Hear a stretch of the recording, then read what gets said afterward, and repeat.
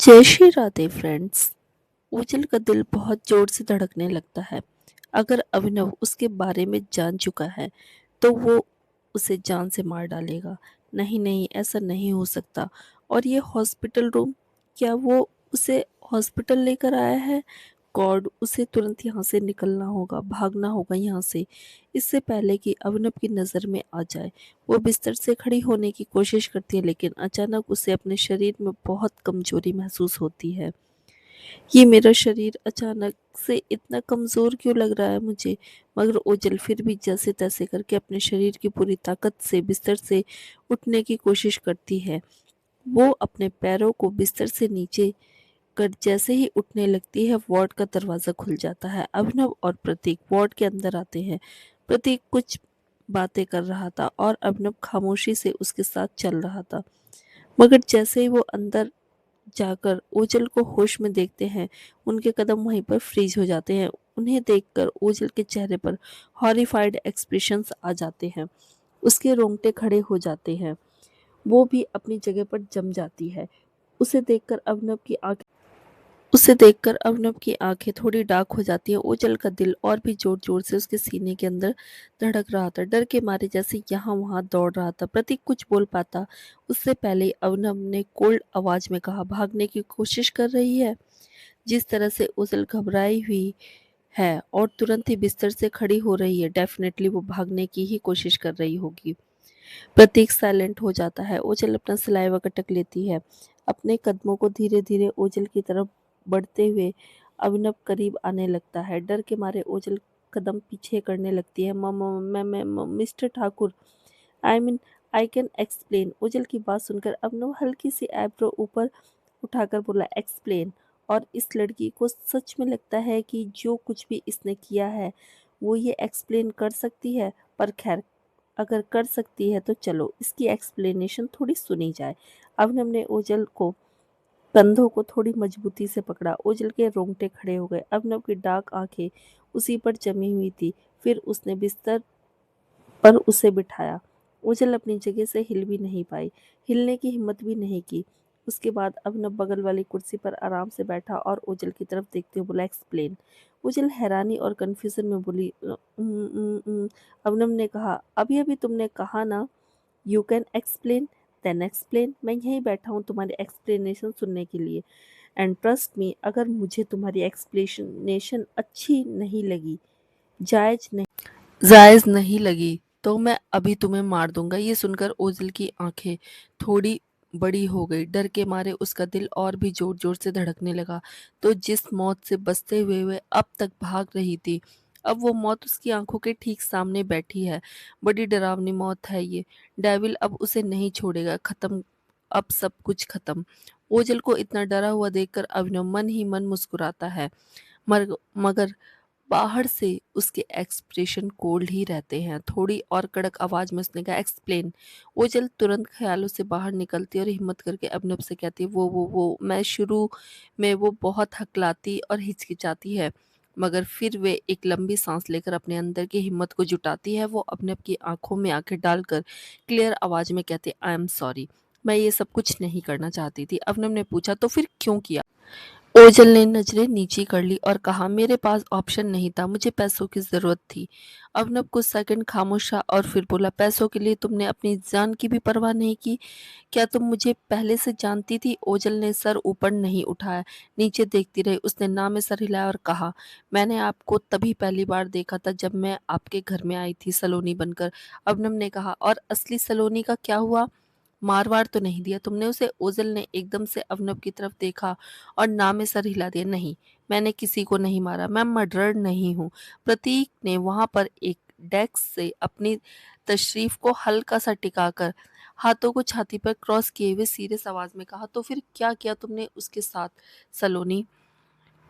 Oh sorry Ojal, उसने ओजल बड़े ही psychiatrist तरीके से कहा। ओजल ने अपने निचले होठों को दांतों के नीचे दबा लिए, चेहरे और नीचा कर लिया। फिर हिम्मत करके कहा, जब जब तक मेरा काम नहीं हो जाता मैं उसे किडनैप करके रखा था ताकि वो मुझे एक्सपोज ना कर दे। फिर उसने कहा, लेकिन अब वो आज़ाद है, मेरा काम खत्म होने के बाद मैं उसे भी आज़ाद करने वाली थी। अभिनव ओझल से बोला, तुम्हें पैसे किस लिए चाहिए थे? ओझल ने तुरंत वापस पॉइंट पर आते हुए कहा, एक्चुअली मुझे एक बहुत बुरी भयानक बीमारी है। ये एक दिमाग की बीमारी है जो बहुत खतरनाक है। मेरा दिमाग की सर्जरी होना बहुत ज़रूरी था, लेकिन इस बीमारी में ज़िंदा रहने के चांस लगभग ना के बराबर है और इसकी सर्जरी में पैसे भी बहुत लगने वाले थे, इसलिए अपनी जान का रिस्क लेकर मैंने आखिरी बार ये काम किया। मुझे लगा मरना तो वैसे भी है, एक तो रिस्क उठाने में प्रॉब्लम क्या है? पर अब मुझे नहीं लगता कि ये बोलकर वो खामोश हो गई। डेफ़िनेटली अब उसे नहीं लगता कि वो ज़िंदा बचने वाली है, क्योंकि ऑलरेडी डेविल के हाथ उसकी गर्दन तक पहुँच गए हैं, जो किसी भी वक़्त उसे तोड़ सकते हैं। अभिनव अभिनव कुछ सेकंड खामोश रहकर बोला, तो तुमने इतना खतरनाक काम इसलिए किया था कि अपनी बीमारी के इलाज के लिए तुम्हें पैसे मिल सके? वो बस चुपचाप अपना सर हिला देती है।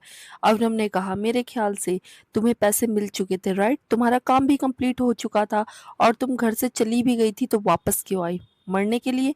ओजन ने फाइनली अपनी नजरें उठाई और अभिनव की आंखों में देखा अरमान के लिए। ओजल ने कहा, ये सच है कि मेरा काम कंप्लीट हो चुका था, मुझे पेमेंट मिल चुकी थी और कोई बहाना बनाकर मैं आपके घर से भी निकल चुकी थी। उसके बाद मेरा प्लान एक डॉक्टर से मिलने का था, जो मेरा इलाज कर सकता था। मैं बस उनसे मिलने ही जाने वाली थी, मगर उस वक़्त आपका कॉल आया और आपने बताया कि अरमान ठीक नहीं है। मुझे नहीं पता मैं क्यों लौट कर आई, ये जानते हुए भी कि वापस लौटने में कितना खतरा है, पर मैं अपने आप को रोक नहीं पाई।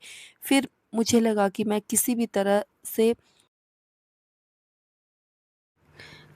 तरह से फिर से बहाना बनाकर निकल जाऊंगी, पर मैंने एक्सपेक्ट नहीं किया था। ये बोलकर वो खामोश हो गई। ओजल को आइडिया भी नहीं था कि इतना सब कुछ हो जाएगा। वो सीक्रेट कमरा, अरमान की मॉम। लेकिन एक मिनट, तभी ओजल को कुछ याद आता है। नजरें उठाकर वो अबनव की तरफ देखती है और कंफ्यूजन में कहती है, आपकी वाइफ ने क्यों बोला कि मैं अरमान की बायोलॉजिकल मदर हूँ? वाइफ वर्ड सुनकर अभिनव के एक्सप्रेशन बहुत ज़्यादा कठोर हो जाते हैं। उसने कहा, वो मेरी वाइफ नहीं थी, मैं मैरिड नहीं हूँ। ये सुनकर ओजल फ्रीज हो जाती है। व्हाट? ये कुछ नया सुनने को मिला। उसकी एक्सपेक्टेशन तो किसी ने भी नहीं की थी। ओजल ने तो बिल्कुल भी नहीं। ओजल ने कहा, आप मैरिड नहीं है तो फिर वो वो औरत और वो अरमान की मॉम और अरमान आपका बेटा कैसे? ओजल अटक अटक कर बोल रही थी, कंफ्यूजन में बहुत सारे सेंटेंस एक साथ, क्योंकि सीरियसली अभिनव की बात उसकी समझ में नहीं आई। अगर वो मैरिड नहीं है तो अरमान उसका बेटा कैसे है? वो औरत अरमान की मॉम कैसे है? और वो औरत अभी तक इस घर में कैसे थी? क्या यार, ऐसे थोड़ी ना होता है। अभिनव ओझल की आंखों में देखकर बोला, अरमान मेरा बेटा है, मगर रचना मेरी वाइफ नहीं है। हम दोनों की शादी नहीं हुई है। और हाँ, उसने जो कहा था वो बात सच है। तुम अरमान की बायोलॉजिकल मदर हो। अरमान तुम्हारा और मेरा बेटा है। अभिनव की बात सुनकर ओझल का हार्ट बीट स्किप कर जाता है। अब ये बहुत ज्यादा था उसके छोटे से दिमाग के लिए। इतना वो प्रोसेस नहीं कर पा रही थी। उसने तुरंत कहा, नहीं नहीं, कुछ गड़बड़ है। देखिए मिस्टर ठाकुर, ऐसी पॉसिबल ही नहीं हो सकता। मैं सिर्फ 19 साल की हूँ। अरमान ऑलरेडी 5 साल का हो चुका है और मैं तो आपको जानती तक नहीं। और फॉर योर काइंड इंफॉर्मेशन, मैं वर्जिन हूँ, अभी तक किसी के साथ रिलेशनशिप में नहीं रही हूँ।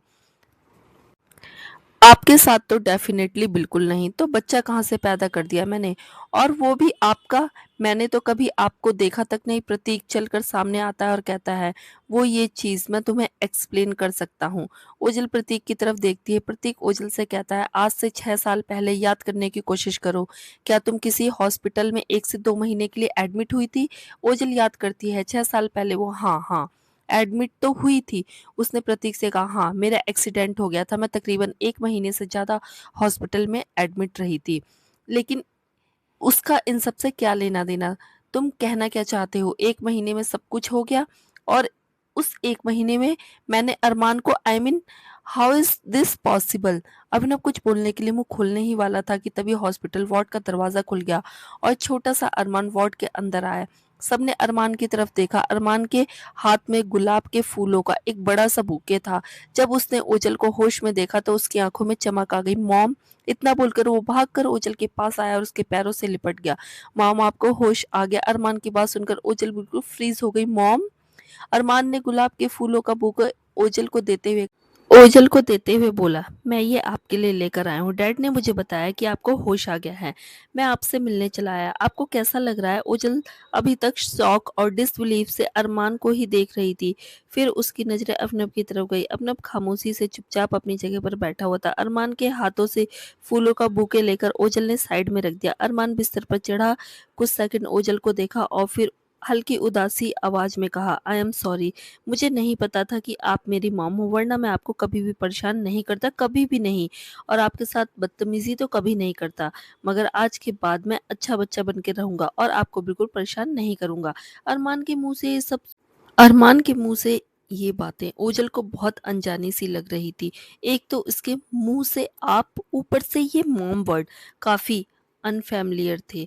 लेकिन अरमान का ये क्यूट, मासूम, एडोरेबल चेहरा पता नहीं क्यों ओझल को अजीब सी नरमाहट से भर रहा था। अरमान आगे जाकर ओझल को हक करता है। अरमान की इस हरकत से ओझल का दिल सीने में ही एकदम से उछल पड़ता है। अरमान के छोटे छोटे हाथ ओझल के अराउंड लिपटे हुए थे और उसका छोटा सा शरीर बिल्कुल उससे चिपका हुआ था।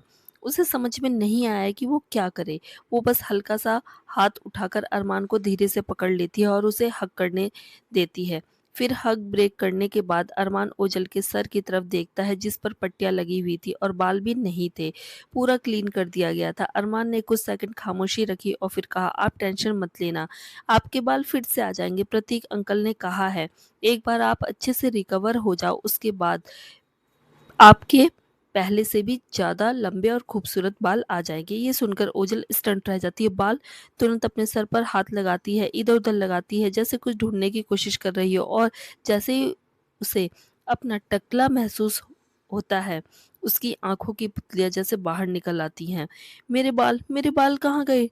नो वंडर उसे कुछ अजीब लग रहा था, मगर उसने ये नहीं सोचा था कि उसके बाल ही नहीं रहे। उसने शॉक होकर अभिनव और प्रतीक की तरफ देखकर कहा, मेरे बाल कहाँ गए? प्रतीक ने शांत आवाज में कहा, रिलैक्स, तुम्हारी सर्जरी होनी थी ना, तो हेड को शेव करना पड़ा। ओझल फिर से कंफ्यूज होकर बोली, सर्जरी? मैं कुछ समझी नहीं। उसे कुछ भी समझ में नहीं आ रहा था यहाँ पर उसकी कौन सी सर्जरी होने वाली थी, और अगर होने वाली भी थी तो क्या उसे इतनी खतरनाक चोट लगी थी कि सर में उसकी सर्जरी करनी पड़े। अरमान अभी भी वहां पर मौजूद था। उसके सामने ये सब बातें ठीक नहीं रहेगी, इसलिए अवनव ने अरमान से कहा, अरमान, बाहर गार्ड अंकल मिलेंगे, थोड़ी देर उनके पास जाकर बैठो, डैड को मॉम से कुछ जरूरी बात करनी है, ओके? अरमान को कुछ खास समझ में नहीं आया, लेकिन अवनव की बात सुनकर उसने बस चुपचाप अपना सर हिला दिया। एक नज़र उसने ओझल की तरफ देखा और फिर बिस्तर से उतरकर बाहर की तरफ चला गया। ओझल प्रतीक और अभिनव दोनों की तरफ देखकर बोली, मेरे बाल कहाँ हैं और कैसी सर्जरी हुई है मेरी? क्या हुआ है मेरे साथ? वो कंफ्यूज भी थी और उसे डर भी लग रहा था। प्रतीक ने उसे रिलैक्स करते हुए कहा, रिलैक्स रिलैक्स, कुछ नहीं हुआ, इतना पैनिक मत करो। ओझल की तरफ पानी का गिलास बढ़ाते हुए प्रतीक ने कहा, तुम्हारी जो सर्जरी होनी थी दिमाग की, वही सर्जरी हुई है, और गुड न्यूज ये है कि तुम बिल्कुल ठीक हो। ऑपरेशन सक्सेसफुल होने के बहुत कम चांस थे, मगर तुमने सरवाइव कर लिया, सो कॉन्ग्रेचुलेशन, अपनी नई जिंदगी मुबारक हो। ओझल का खून नसों में जैसे जम गया और उसका मन एकदम से ब्लैंक हो गया। वो बच गई? मतलब उसकी जो हॉरिबल सर्जरी होने वाली थी वो हो चुकी है और वो जिंदा है? ओझल होश में आकर प्रतीक से बोली, तो क्या मतलब अब वो मेरी बीमारी ठीक हो गई, मेरी जिंदगी पर अब कोई खतरा नहीं है, अब मैं जिंदा हूँ? प्रतीक हल्का सा हंसा और बोला, हाँ तुम जिंदा हो और अब तुम्हारे ऊपर कोई भी खतरा नहीं है। ओझल ने तुरंत कहा, पर मेरी सर्जरी की किसने? इस दुनिया में मेरी सर्जरी सिर्फ एक ही डॉक्टर कर सकता था, डॉक्टर एक्स, उसके अलावा ये कौन कर सकता है? प्रतीक ने हल्का सा बिस्तर पर बैठते हुए कहा, बिल्कुल सही कहा तुमने, और तुम्हारी सर्जरी डॉक्टर एक्स ने ही की है। ओझल अभी तक ये चीज प्रोसेस नहीं कर पा रही थी। उसने कहा, लेकिन ये कैसे मुमकिन है? डॉक्टर एक्स को तो ओझल समझ ही नहीं पा रही थी, लेकिन अवनम ने उसका कंफ्यूजन क्लियर करते हुए कहा, प्रतीक ही डॉक्टर एक्स है और उसी ने तुम्हारी सर्जरी की है। ओझल के हाथ से पानी का ग्लास छूट गया और धड़ाम से तेज आवाज के साथ जमीन पर टूट कर गिर गया। अचानक ओझल के हाथ से कांच का गिलास जमीन पर गिर गया और उसके टुकड़े हो गए। अभिनव और प्रतीक साइलेंट हो जाते हैं। ओझल की आंखें और मुंह खुला हुआ था और प्रतीक की तरफ देख रही थी डिसबिलीफ के साथ। उसके ऐसे एक्सप्रेशन देखकर प्रतीक हल्का सा हंस देता है और कहता है, हे, इतनी भी कोई शॉकिंग खबर नहीं है, why are you reacting like this? Ojhal ने प्रतीक से कहा, तुम वो डॉक्टर एक्स जिससे मैं मैसेज पर बात करती थी? प्रतीक ने कहा, हाँ बिल्कुल, और जो तुमने तस्वीर हमें भेजी थी उसे देखकर ही हमें पता लगा कि तुम सलोनी नहीं ओझल हो। ओझल चुप हो गई। तो इसका मतलब डॉक्टर एक्स उसके इतना करीब था और उसे पता तक नहीं चला।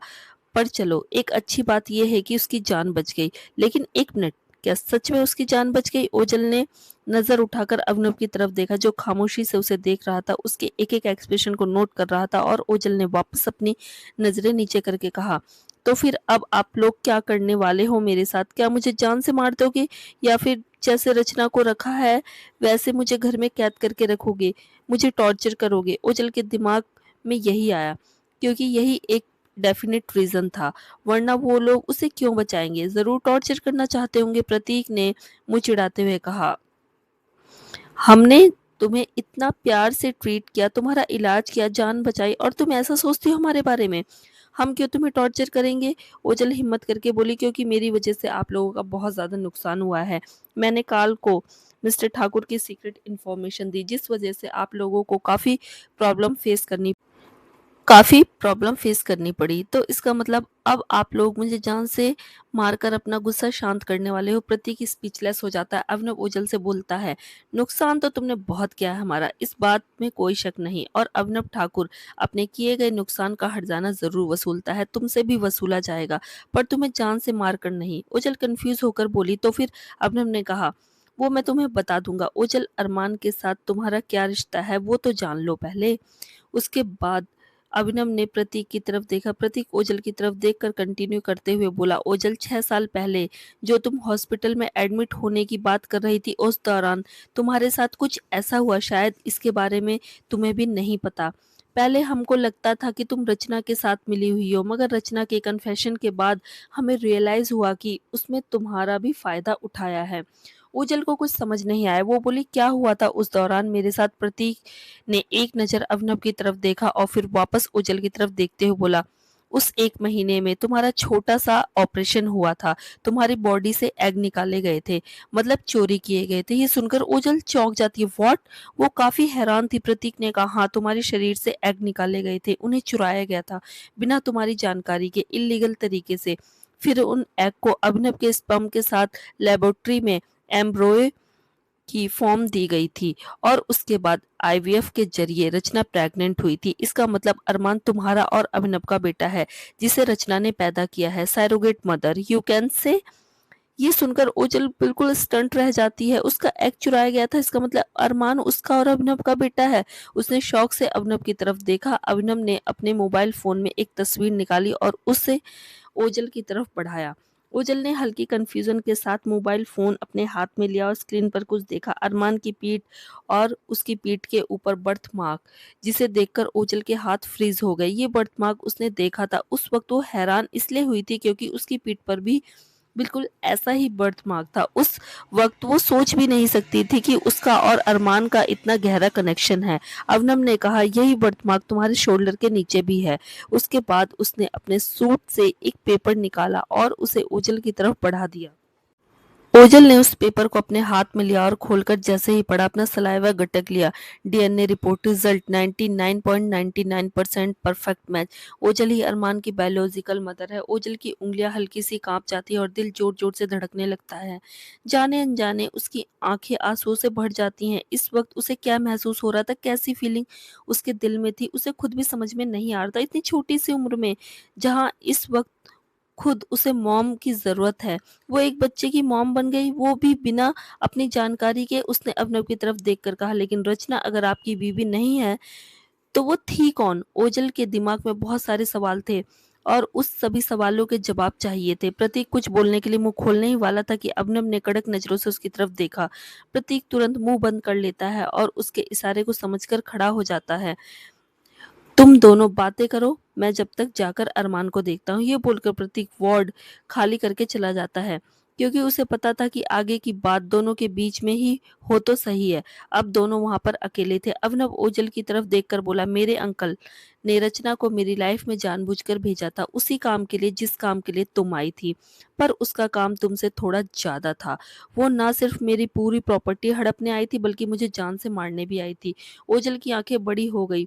आपको जान से मारने? अभिनव ने हल्का सा सर हिलाया। उन कड़वी बातों को याद करके तो अभिनव के एक्सप्रेशन जैसे डार्क हो जाते हैं। उसने कहा, मुझे लड़कियों का शौक नहीं था। उसका मेरी लाइफ में आना इतना आसान नहीं था। वो पहले मेरे बच्चे को लेकर प्रेग्नेंट हुई, अरमान को पैदा किया और उसे लेकर मेरे पास आई। उसने ये वादा किया कि उसकी गोद में 1 महीने का जो बच्चा है वो मेरा ही है। मैं नहीं माना जब तक डीएनए टेस्ट ने प्रूव नहीं कर दिया। मैंने कभी किसी लड़की को टच भी नहीं किया। मुझे नहीं पता था कि वो कैसे प्रेग्नेंट हो गई। हम दोनों के बीच में आखिर कैसे कुछ हो सकता है। लेकिन मेडिकल साइंस को झुठलाया नहीं जा सकता। मैंने बार बार डीएनए टेस्ट करवाया, लगभग इस शहर के हर हॉस्पिटल से, बाहर से, यहाँ तक कि फॉरेन से भी, मगर सभी रिपोर्ट्स एक ही जवाब देती थी कि अरमान मेरा ही बायोलॉजिकल बेटा है। मेरे पास कोई चॉइस नहीं थी। मुझे रचना को अपने पास रखना पड़ा, क्योंकि मैं चाहे मानूं या ना मानूं, ये सच था, अरमान मेरा बच्चा है और मैं उसे नज़रअंदाज नहीं कर सकता था। अरमान के सहारे रचना मेरी लाइफ में एंटर हुई। उसने मुझे हर तरीके से अपने करीब आने की कोशिश की, पर मुझे उसमें कोई दिलचस्पी नहीं थी। मैं उसे सिर्फ अरमान की वजह से बर्दाश्त कर रहा था। उसका इरादा बदल गया था।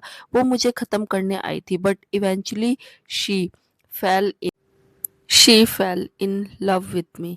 लेकिन मैंने उसकी फीलिंग्स को रिप्रोटेक्ट नहीं किया। उसके लाख कोशिश करने के बाद भी फिर एक दिन मुझे उसकी सच्चाई पता लगी। जवाब मांगने के लिए मैं उसके पास आया, लेकिन वो अरमान को लेकर भाग चुकी थी। उस वक्त मैं इतना गुस्से में था, मैंने लगभग अपनी आधी सिक्योरिटी उसके पीछे लगा दी। अरमान मेरी कमजोरी है और वो ये बात अच्छे तरीके से जानती थी। पर जब उसे पता चला कि वो अरमान के सहारे भी बचकर नहीं निकल सकती, तो उसने अरमान की, ये बोलकर अभिनव खामोश हो गया। आगे की बात याद करके उसके हाथों की मुट्ठियां बहुत जोर से कस गई और आंखों में जैसे खून उतर आया। अभिनव की बातें सुन रही ओजल ने अचानक उसके एक्सप्रेशन में बदलाव देखा तो उसका हार्ट बीट जैसे स्किप कर जाता है। अभिनव ने आगे की बात पूरी की। उसने अरमान की बॉडी में एक जानलेवा बीमारी इंजेक्ट कर दी। फाइनली अवनम ने अपनी पलकें उठाई, ओजल की आंखों में देखा और कहा, ही हैज़ लुकीमिया। ये सुनकर ही ओजल की सांस हलक में अटक जाती है। लुकीमिया? अनबिलीवेबल। वो औरत क्या इतनी घटिया थी? एक छोटे से 3 साल के बच्चे में उसने इतनी खतरनाक बीमारी इंजेक्ट कर दी। अवनव खड़ा होकर ओजल के पास आता है और उसके बिल्कुल करीब आ जाता है। अचानक उसके करीब आ जाने से ओजल थोड़ा हड़बड़ा जाती है। पीछे होने के चक्कर में वो बिस्तर पर गिर जाती है। अभिनव उसके दोनों हाथों पर हाथ रखता है, उसकी आंखों में देखता है और कहता है, अरमान की बीमारी का इलाज सिर्फ एक ही है। ओजल अपना सलाइवा गटक कर बोली, क्या? अवनव ने कहा, उसका बायोलॉजिकल सिबलिंग। अवनव की बात सुनकर ओजल की आंखें एकदम से फट जाती हैं। क्या इसने अभी अभी कहा बायोलॉजिकल सिबलिंग? अरमान का बायोलॉजिकल सिबलिंग? यानी कि उसका और अभिनव का एक और बच्चा। ओजल तुरंत अभिनव के सीने पर हाथ रख के उसे हल्का सा धकेल देती है। अभिनव थोड़ा पीछे हो जाता है। ओजल अभिनव से बोली, ये क्या बकवास कर रहे हैं आप? क्या मतलब है आपका बायोलॉजिकल सिबलिंग से? अभिनव ने हल्की सी कड़क आंखों से ओजल को देखते हुए सीरियस आवाज में कहा, वही मतलब है जो तुमने अभी अभी समझा। ओजल बिल्कुल स्टंट लग रही थी। अभिनव ने एक गहरी सांस लेकर बोला, देखो ओजल, अगर मेरे पास कोई दूसरा रास्ता होता तो तुम्हें क्या लगता है कि अब तक मैं अरमान को ट्रीट नहीं करवा चुका होता? अरमान की बीमारी कोई नॉर्मल ब्लड डिसऑर्डर नहीं है। उसके बोन मैरो की सेल्स पूरी तरह से डैमेज हो चुके हैं। डॉक्टर ने साफ कहा है कि पार्शियल मैच से रिस्क बहुत ज़्यादा रहेगा। ग्राफ्ट रिजेक्शन, इंजेक्शन, यहाँ तक कि ट्रांसप्लांट फेलियर भी हो सकता है। उसे 100% मैच वाला बोन मैरो चाहिए और ऐसा मैच ज़्यादातर रियल बायोलॉजिकल सिबलिंग से ही मिलता है क्योंकि जेनेटिक स्ट्रक्चर सबसे ज़्यादा क्लोज वही होता है। मेरे या तुम्हारे सेल्स उसे पूरी तरह से मैच नहीं करेंगे, लेकिन हमारे दोनों के जेनेटिक कॉम्बिनेशन से पैदा होने वाला बच्चा वही अरमान के लिए परफेक्ट डोनर बन सकता है।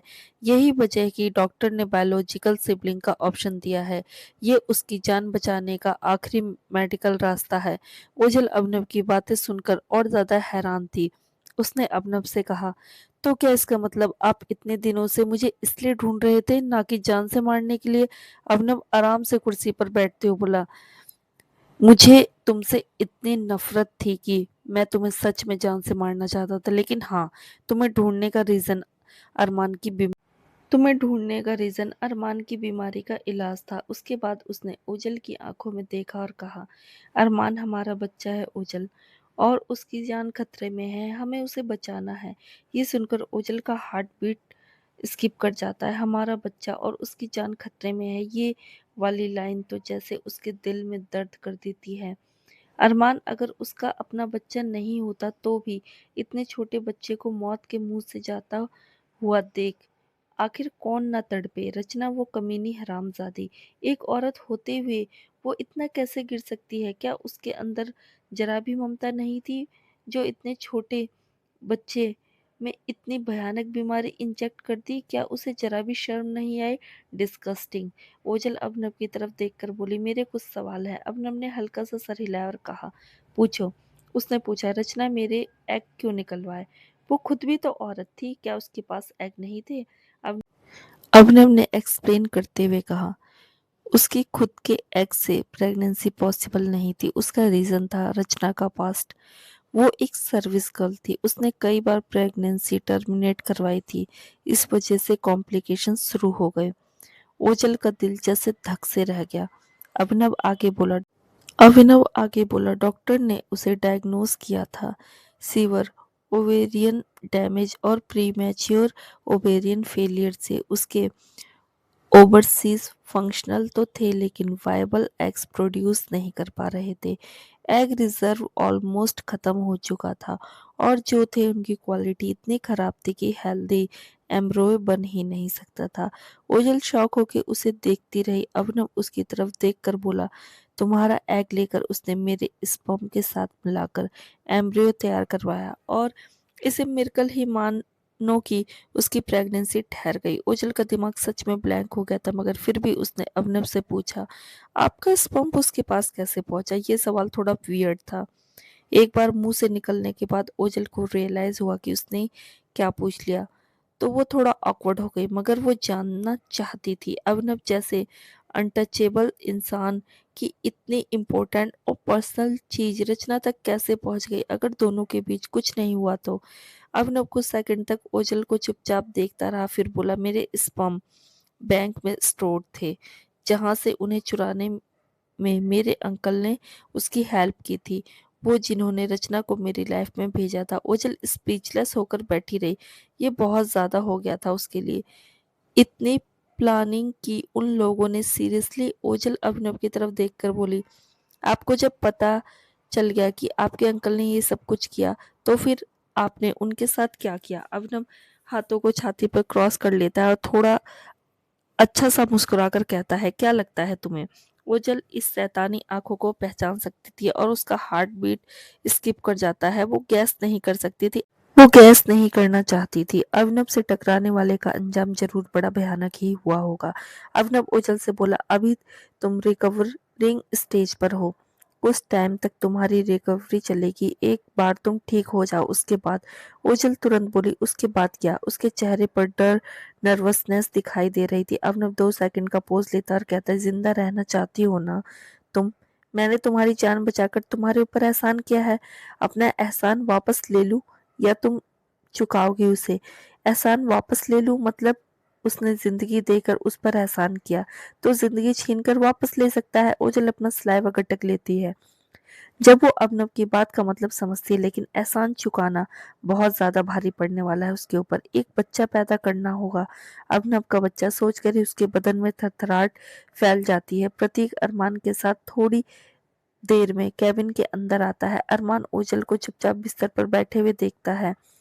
ओझल को देखते ही अरमान के चेहरे पर ब्राइट स्माइल आ जाती है। सलोनी बनकर जब तक वो उसके पास थी तब तक उसे नहीं पता था कि वो उसकी मॉम है। जितना उसने उसे परेशान किया था, जितना इरिटेट करता था, अब वो सब कुछ अरमान ने बंद कर दिया। उसके दिल की फीलिंग्स एकदम से बदल गई। ओझल उसकी मॉम है। प्रतीक ने और अभिनव ने उसे बताया कि ओझल उसकी असली मॉम है। एक मॉम जिसके प्यार के लिए ना जाने कब से तरस रहा था। अब जब उसके पास है तो वो किसी भी तरह से उसे नुकसान नहीं पहुंचा सकता था। उसे अपनी मॉम चाहिए थी, उसके लिए वो डेस्परेट था। ओजल तो वैसे भी उसे पसंद करती थी। अब जब उसे पता चल गया है कि वो उसकी असली मॉम है तो उसका छोटा सा दिल खुशी से भर गया। अरमान के चेहरे की सारी कड़कनेस, सारी कोल्डनेस गायब हो गई। वो वाकई में एक छोटे बच्चे की तरह सॉफ्ट हो जाता है। वो भागकर ओझल के पास आता है और कहता है, मॉम।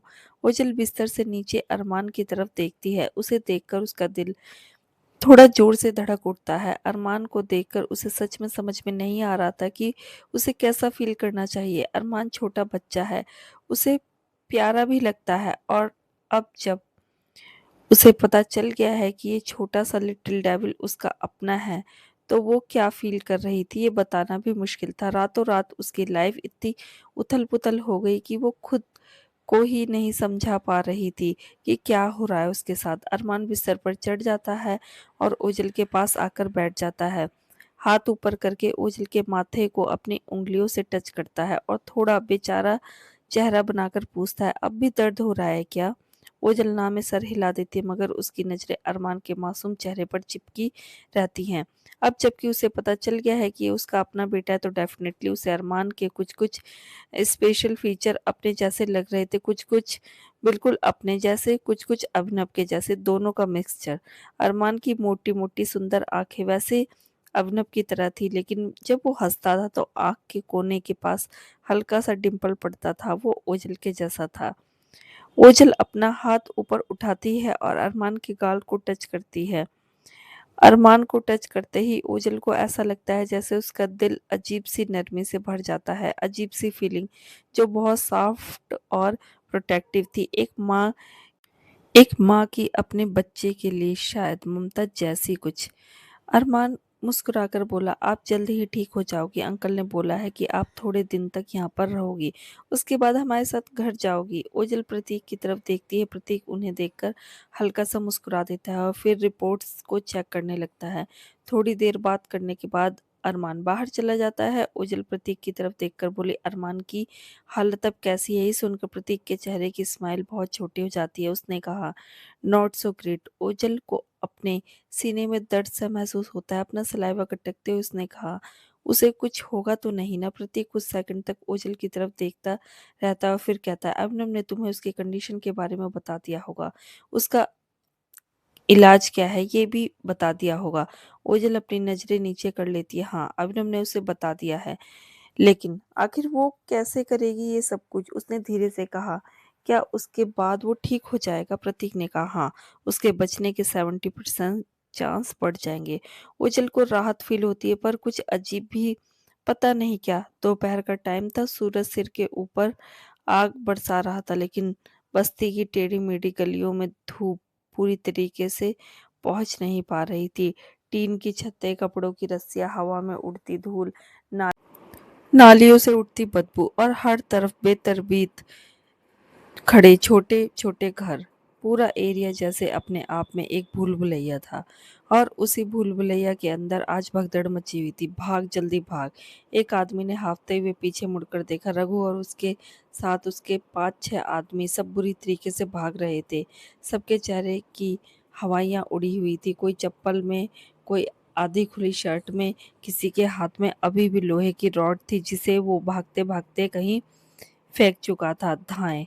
गोली की आवाज गूंजी, दीवार से चिंगारी निकली। सबके दिल एक पल के लिए हलक में अटक गए।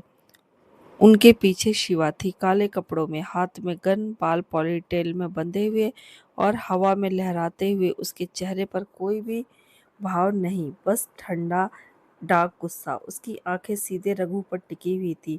आज तो उसकी आंखों में जैसे आग निकल रही थी। गुस्सा उसका सातवें आसमान पर था। साला वो पागल हो गेली है। अपन उसकी अकल ठिकाने लगाता है। मेरी बंदूक किधर है? अरे दादा चुप। बोले तो अपने ईगो को थोड़ा जेब में रखो। वो हमारी खोपड़ी खोलने आ रही है। जान प्यारी है तो भागो। उसने रघु को खींचते हुए कहा, लेकिन उसकी खुद की सांसें बुरी तरीके से फूल चुकी थी। साला किधर जाएगा? आज अपन इसका राम नाम सत्य करके ही रहेगी। सिवा स्पीड से उनकी तरफ भागती है। उसने गन को कस के पकड़ा हुआ था।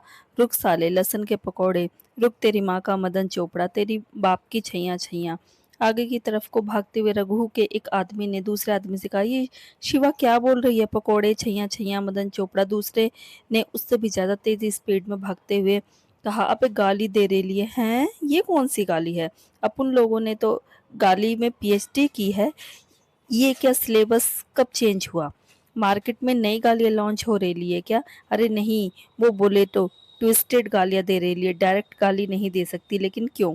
उसने हाफते हुए पूछा। दूसरे ने हाफते हुए बोला, तू दे के देख, तेरे को पता चलेगा। ये बोलकर वो भाग गया। तो वह पहले वाला कंफ्यूज होकर दूसरे साथी की तरफ भागा और बोला, तू बता ना, अपन लोग डायरेक्ट गाली काहे को नहीं दे सकता? तो उस आदमी ने भी तेज स्पीड से डर के मारे भागते हुए कहा, अरे नहीं दे सकता, राइटर राइटर ने अलाउ नहीं किया। अपन पे केस ठोक डालेगी, अब भाग। वो और भी स्पीड से भागने लगते। शिवा ने दौड़ते दौड़ते एक मोड़ लिया। सामने से एक सब्जी वाला का ठेला आ रहा था। रघु के आदमी ने बिना सोचे समझे ठेला उलट दिया। टमाटर, आलू, हरी मिर्च सड़क पर बिखर गए। अरे ओ क्या कर रहे हो? सब्जी वाला चिल्लाया, लेकिन कोई सुनने वाला नहीं था। शिवा ने ठेले के ऊपर से छलांग लगाई। उसके बूट सब्जियों पर पड़े, लेकिन उसकी स्पीड जरा भी कम नहीं हुई। धाएं एक गोली चली। इस बार गोली रघु के एक आदमी के कंधे को छूती हुई निकल गई। वो दर्द से चीखा और गिरते गिरते संभला। मुझे लग गई। अरे मेरे को छोड़ के नहीं जाने का, अपन तो खल्लास हो गेला। वो रोते हुए चिल्लाया, मरना है क्या? उठ। दूसरे ने लगभग घसीटते हुए उसे आगे बढ़ाया। गली इतनी सकरी थी कि दो लोग साथ में निकल नहीं पा रहे थे। ऊपर से लटकते हुए बिजली के तार, इधर उधर रखी बाल्टियां, पानी से भरे गड्ढे, हर कदम पर खतरा। रघु का दिल तेज से धड़क रहा था। उसने पीछे देखा। शिवा दूर खड़ी थी, पर उसकी आंखें सीधी उसी पर थी। रघु ने अपना सलाइवा गटका और चिल्लाया, देख तू गलती कर रही है। अपन बोल रहे है, अपन ने तेरे को कुछ नहीं किया। शिवा ने उसकी तरफ गन पॉइंट की और एक सेकंड में फायर कर दिया। रघु तुरंत नीचे झुक गया और गोली बगल से निकल गई। उसके चेहरे पर हॉरिफाइड एक्सप्रेशन आ गया। सठिया गेली है क्या? बिना सोचे समझे गोली चला रही है, पागल औरत। उसे पहली बार महसूस हुआ था वो सच में उसे मार देगी। दादा यहाँ इधर सामने वाली दीवार कूदते हैं। एक आदमी ने इशारा किया। सामने 5 फीट ऊंची दीवार थी, जिसके उस पार दूसरी गली थी। रघु पहले झिझका। उसका ईगो उसे रोक रहा था। वो मुड़कर शिवा का सामना करना चाहता था, लेकिन तभी धाएं धाएं गोली उसके कान के पास से सीटी बजाती निकल गई। उसका सारा रौब एक सेकंड में गायब हो गया। दादा पागल मत बनो, सीधा आपको इच निशाना बना रही है। उसके आदमी ने उसका हाथ पकड़कर दीवार की तरफ धकेला। एक एक करके सब दीवार पर चढ़े। कोई फिसला, कोई गिरा, किसी की शर्ट फट गई। रघु ऊपर चढ़ ही रहा था कि शिवा गली के मुहाने पर पहुंच गई। उसकी आंखें मिली। एक सेकंड के लिए सब कुछ जैसे स्लो मोशन में चला गया। शिवा ने बिना पलके झपकाए गन सीधी उसकी तरफ तानी। भागो दादा, उसके एक आदमी ने चीखते हुए उसे धक्का दिया। रघु दीवार के उस पार गिर पड़ा। धाएं गोली दीवार में धंस गई। रघु का दिल सीने से निकल गया। कितना करीब था वो मौत के। एक सेकंड की देर हो जाती तो उसकी खोपड़ी खुल जाती। बच गया साला। शिवा ने गुस्से से शिवा ने गुस्से से दांत भींचे और अगले ही पल दीवार के उस तरफ कूदने लगी कि तभी उसका फोन आ गया। इस वक्त किसका फोन आ रहा है? वो इरिटेट होकर फोन निकाल कर देखती है तो सिद्धार्थ का नाम देखकर और ज्यादा इरिटेट हो जाती है। ये लड़का उसे बार बार फोन क्यों कर रहा है? उसने फोन उठाकर कहा, हाँ बोल, क्या है? जल्दी बोल। दूसरी तरफ से सिद्धार्थ ने कहा, क्या हुआ शिवा, तुम इतनी हाफ क्यों रही हो? शिवा ने अपनी इरिटेशन को कंट्रोल करते हुए कहा, किस काम के लिए फोन किया है वो बोल।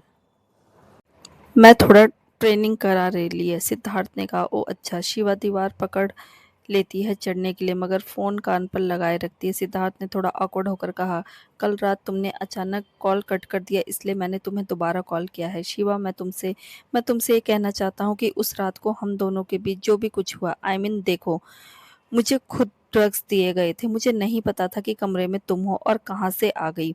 मुझे कोई आइडिया नहीं था। हम दोनों के बीच वो सब कुछ हो गया। I am really very sorry Shiva. I promise कि मैं लौट कर इस बारे में तुमसे आराम से बैठकर बात करूंगा, जो भी कुछ हुआ। देखो, मैं सिद्धार्थ थोड़ा हिचकिचा रहा था, मगर बात तो करनी ही थी, तो उसने हिम्मत करके बात कर ली। दूसरी तरफ शिवा फ़ोन को लेकर दीवार पर चढ़ रही थी, मगर जैसे ही उसने चढ़ने की कोशिश की, उसका फ़ोन ज़मीन पर गिर गया। ये देखकर वो और ज़्यादा इरिटेट हो गई। जैसे-तैसे करके वह फिर से दीवार से उतरी और फ़ोन उठाकर कान पर लगाया। उसने सुना कि सिद्धार्थ बोल रहा था, बैठकर बात करूँगा। इसका क्या मतलब है? दूसरी तरफ से सिद्धार्थ ने कहा, तुम मुझसे गुस्सा तो नहीं हो ना? शिवा ने कहा, मैं क्यों गुस्सा करेगी तेरे पर? सिद्धार्थ को थोड़ी राहत की सांस आई और उसने कहा, मैं जब वापस लौट कर आऊँ मैं जब वापस लौटकर आऊँगा तो हम आराम से इस बारे में बात करेंगे, ओके? शिवा को समझ में नहीं आया, लेकिन फ़िलहाल उसके लिए सिद्धार्थ से बात करना बहुत ज़्यादा ज़रूरी नहीं था। रघु और उसके लोगों को पकड़ना था। उसने बस इतना कहा, हाँ ठीक है, ये बोलकर उसने बस फ़ोन कट कर दिया, उसे पॉकेट में डाला और फटाफट दीवार पर चढ़ने लगी। दीवार के उस पार और भी ज़्यादा अफ़रा-तफ़री थी। ये बस्ती का पिछला हिस्सा था, और भी ज़्यादा तंग और भी ज़्यादा उलझा हुआ। बच्चे खेल रहे थे, औरतें पानी भर रही थी, कहीं से प्रेशर कुकर की सीटी की आवाज़ आ रही थी। हटो हटो, वो लोगों को धक्का देते हुए भागे। एक आदमी ने पीछे से आते लोगों को रोकने के लिए रास्ते में पड़ी प्लास्टिक की कुर्सियां लात मारकर गिरा दी। दूसरा एक बाइक को साइड में धक्का देकर गिरा चुका था। शोर बढ़ता जा रहा था। तभी दीवार के ऊपर एक साया उभरा। शिवा, उसने बिना रुके दीवार से छलांग लगाई। लोग चीख पड़े, अरे बंदूक है इसके हाथ में, किसी ने चिल्लाया। अब पूरा एरिया पैनिक में था। रघु के आदमी जान बचाने के लिए हर हद पार कर रहे थे। एक ने रास्ते में चल रहे दूध वाले की बाल्टी पर लात मार दी। दूध फैल गया, लोग फिसलने लगे। शिवा ने भागते भागते एक आदमी को देखा जो पीछे रह गया था। उसने मुड़कर उसे रोकने की कोशिश की। धाएं! गोली उसके पैर में लगी। वो चीखते हुए गिर पड़ा। बाकी सब और तेज भागने लगे। भैया, छोड़ दो उसको, छोड़ दो, एक ने रघु से कहा, वरना हम भी नहीं बचेंगे। रघु का चेहरा पसीने से भीग चुका था। वो बार बार पीछे देख रहा था। सामने वाली छत पर चढ़ो, उसने चिल्लाया। एक टूटी हुई सीढ़ी से वो सब एक घर की छत पर चढ़ने लगे। नीचे लोग चीख रहे थे। शिवा भी पीछे पीछे उसी सीढ़ी पर चढ़ी। उसकी सांसें तेज थी, लेकिन उसकी आंखों में सिर्फ एक टारगेट था, रघु। छत पर पहुंचते ही हवा तेज होने लगी। सामने और भी घरों की छतें जुड़ी हुई थी। रघु और उसके आदमी एक छत से दूसरी छत पर कूदने लगे। किसी का पैर फिसलते फिसलते बचा। एक ने डर के मारे नीचे नहीं देखा। शिवा भी बिना रुके पीछे कूदी। धड़ाम! उसके पैर मजबूती से अगली छत पर पड़े। रघु आखिर रुक गया। सामने छत खत्म हो रही थी। आगे करीब 10 फीट का गैप था, जिसके नीचे सीधा पक्का रास्ता। दादा नहीं, ये मत करो, एक आदमी हाफते हुए बोला। पीछे शिवा आ चुकी है। उसने गन उठाई। खेल खत्म, रघु।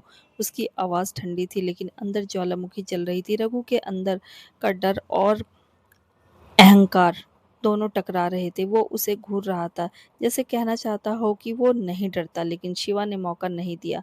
रघु बोला, अपुन अब भी बोल रहा है, अपुन ने कुछ भी नहीं किया तेरे साथ, अपुन निर्दोष है। शिवा दांत पीसते हुए बोली, साला मुंह पर झूठ बोल रहा है। तूने नहीं तो क्या तेरे बाप ने किया? शिवा ने गन उठाई और एक झटके में फायर की, पर रघु तुरंत छत से कूद गया। रघु और उसके सारे आदमी रोड पर पागलों की तरह भाग रहे थे।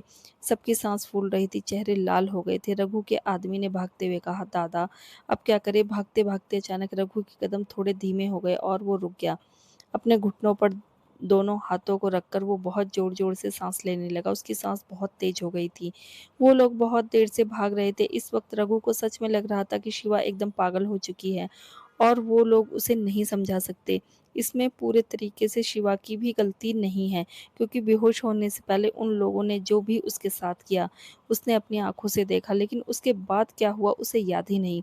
रघु ने दांत पीसते हुए कहा, अगर वो लड़की, वो ओझल शिवा को बता देगी तो अपुन को इतनी प्रॉब्लम नहीं झेलनी पड़ेगी। उसे तो समझ में नहीं आ रहा था कि ओझल ने कुछ बताया क्यों नहीं शिवा को। और शिवा बोल रही है कि उसने ओझल को कई दिनों से देखा नहीं, तो क्या इसका मतलब उसे बेहोश कहीं छोड़कर ओझल चली गई थी और दोबारा बात करने की कोशिश भी नहीं की। दूसरा आदमी लगभग जमीन पर गिर गया और अपने जीने के लिए जोर-जोर से साँसें लेते हुए बोला, हे भगवान बस शिवा से बचा लो। अपुन कसम खाकर कहता है हर सोमवार शिवलिंग पर जल चढ़ाएगा। बस उस शिवा का गुस्सा शांत कर दो। लोग सांस ले रहे थे कि तभी अचानक उन्हें दूर से आवाज सुनाई दी। तुम लोगों को क्या लगता है तुम लोग मेरे से बच सकते हो?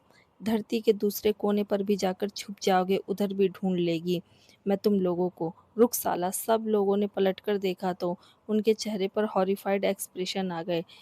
डार्क चेहरे के साथ शिवा खतरनाक नजरों से उन्हें देखती हुई हाथ में गन लेकर उनकी तरफ दौड़ रही थी। अपनी मौत को इतने करीब आते हुए देखकर वो लोग भी एकदम से उछल पड़े और तुरंत वहां से भाग गए। अबे भाग! किसी ने जोर से चिल्लाया और सब लोग दुम दबाकर गायब हो गए।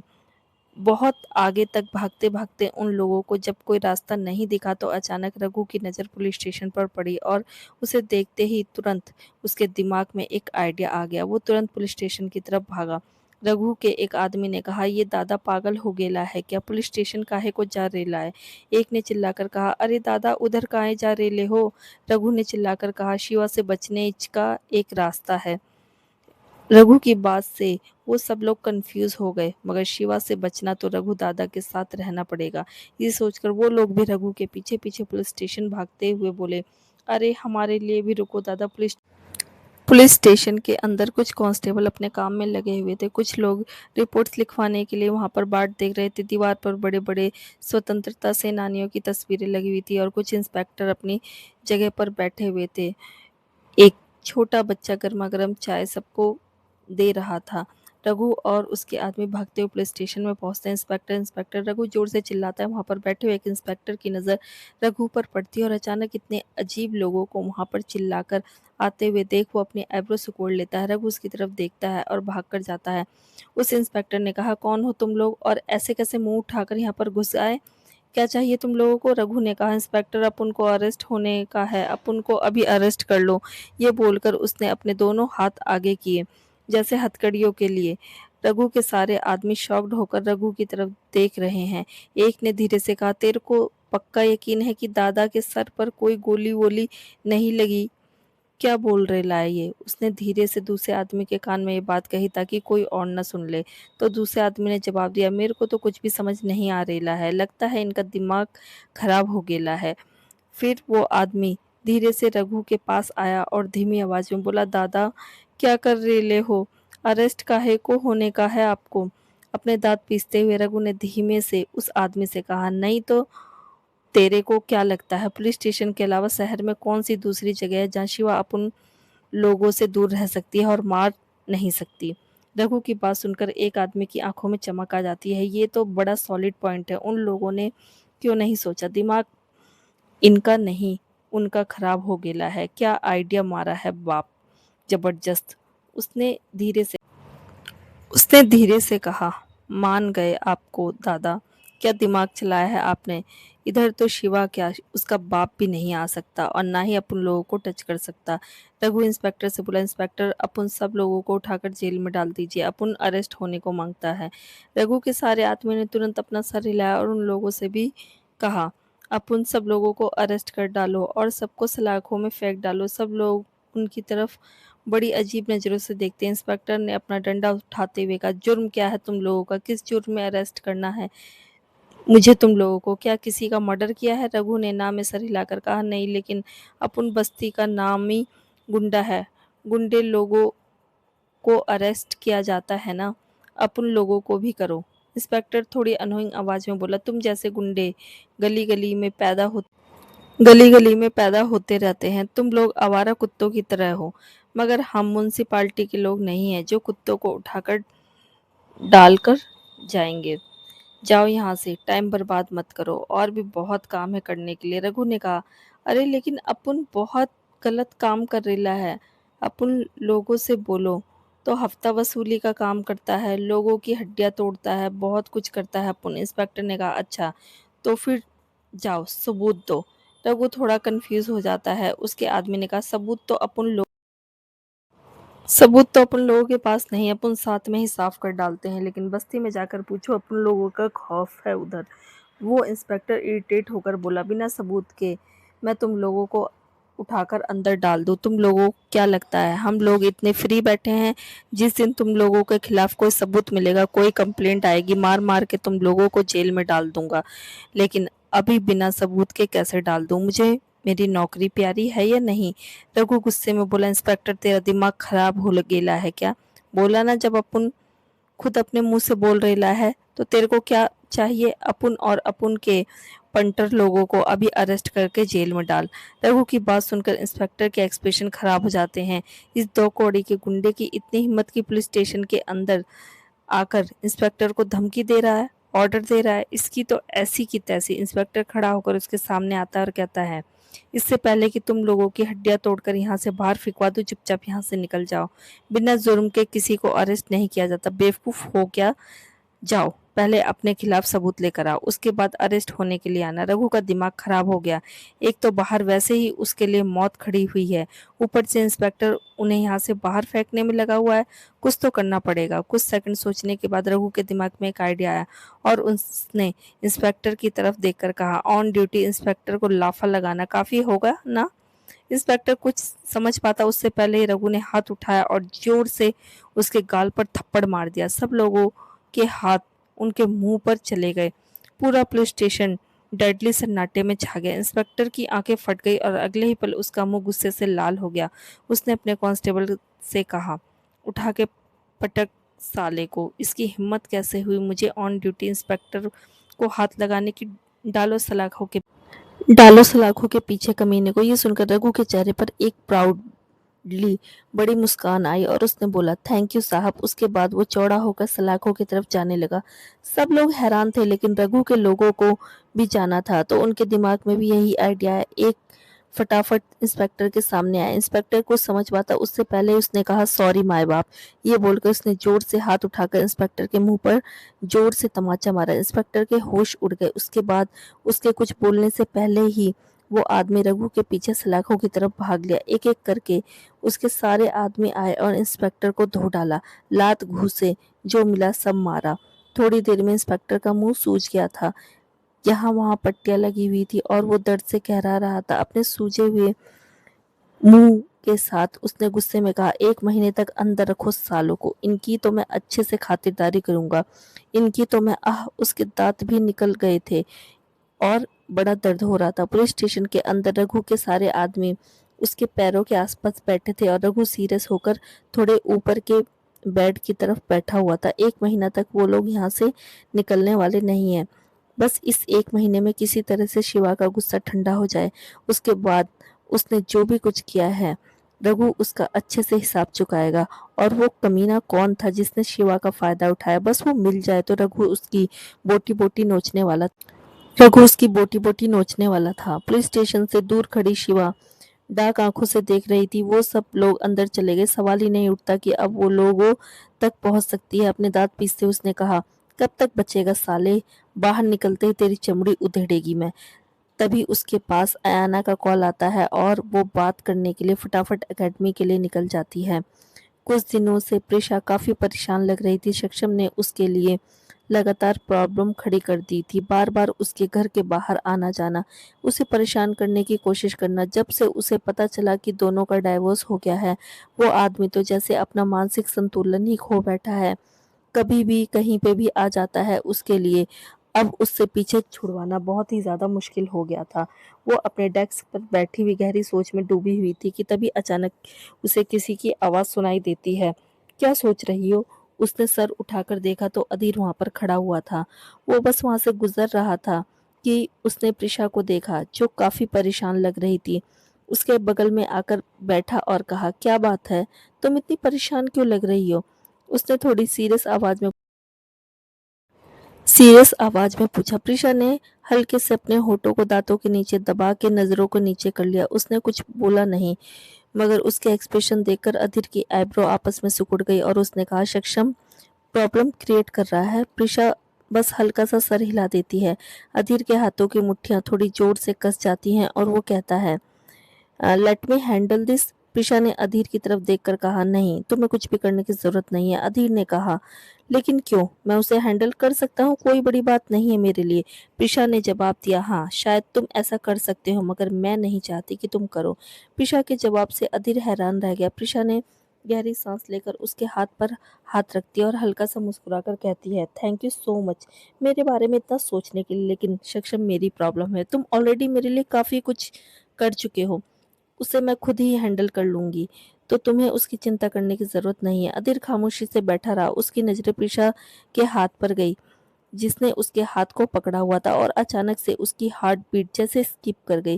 प्रिशा के नाजुक हाथों की नरमाहट उसके मजबूत मस्कुलर हाथ को महसूस हो रही थी। प्रिशा ने जब ये नोट किया कि अधीर उसके हाथ को देख रहा है, तो उसने भी तुरंत रियलाइज हुआ कि उसने क्या किया है। वो ऑकवर्ड होकर अपना हाथ पीछे करती है और कहती है, सॉरी। अधीर खामोश रहकर प्रिशा की तरफ देखता है। उसने कहा, अगर तुम ये सब खुद हैंडल करना चाहती हो तो मैं तुम्हें रोकूंगा नहीं, लेकिन प्रॉमिस मी, अगर चीज़ें तुम्हारे कंट्रोल से बाहर हो जाए, you will ask for my help. पता नहीं क्यों, लेकिन अधीर जेन्युइनली उसकी हेल्प करना चाहता था। प्रिशा अधीर की तरफ 2 सेकंड खामोशी से देखती है, एकदम चुपचाप और खामोश, जैसे कुछ ढूंढने की कोशिश कर रही हो। अजीब था, उसने अपनी मॉम की कही गई बातें याद आई कि इस दुनिया में मुफ्त में कोई भी किसी के लिए कुछ भी नहीं करता। फिर ये लड़का उसके लिए इतना सब कुछ क्यों कर रहा है? उसने इतना सब कर दिया, मगर पैसों के बारे में एक भी बार नहीं पूछा।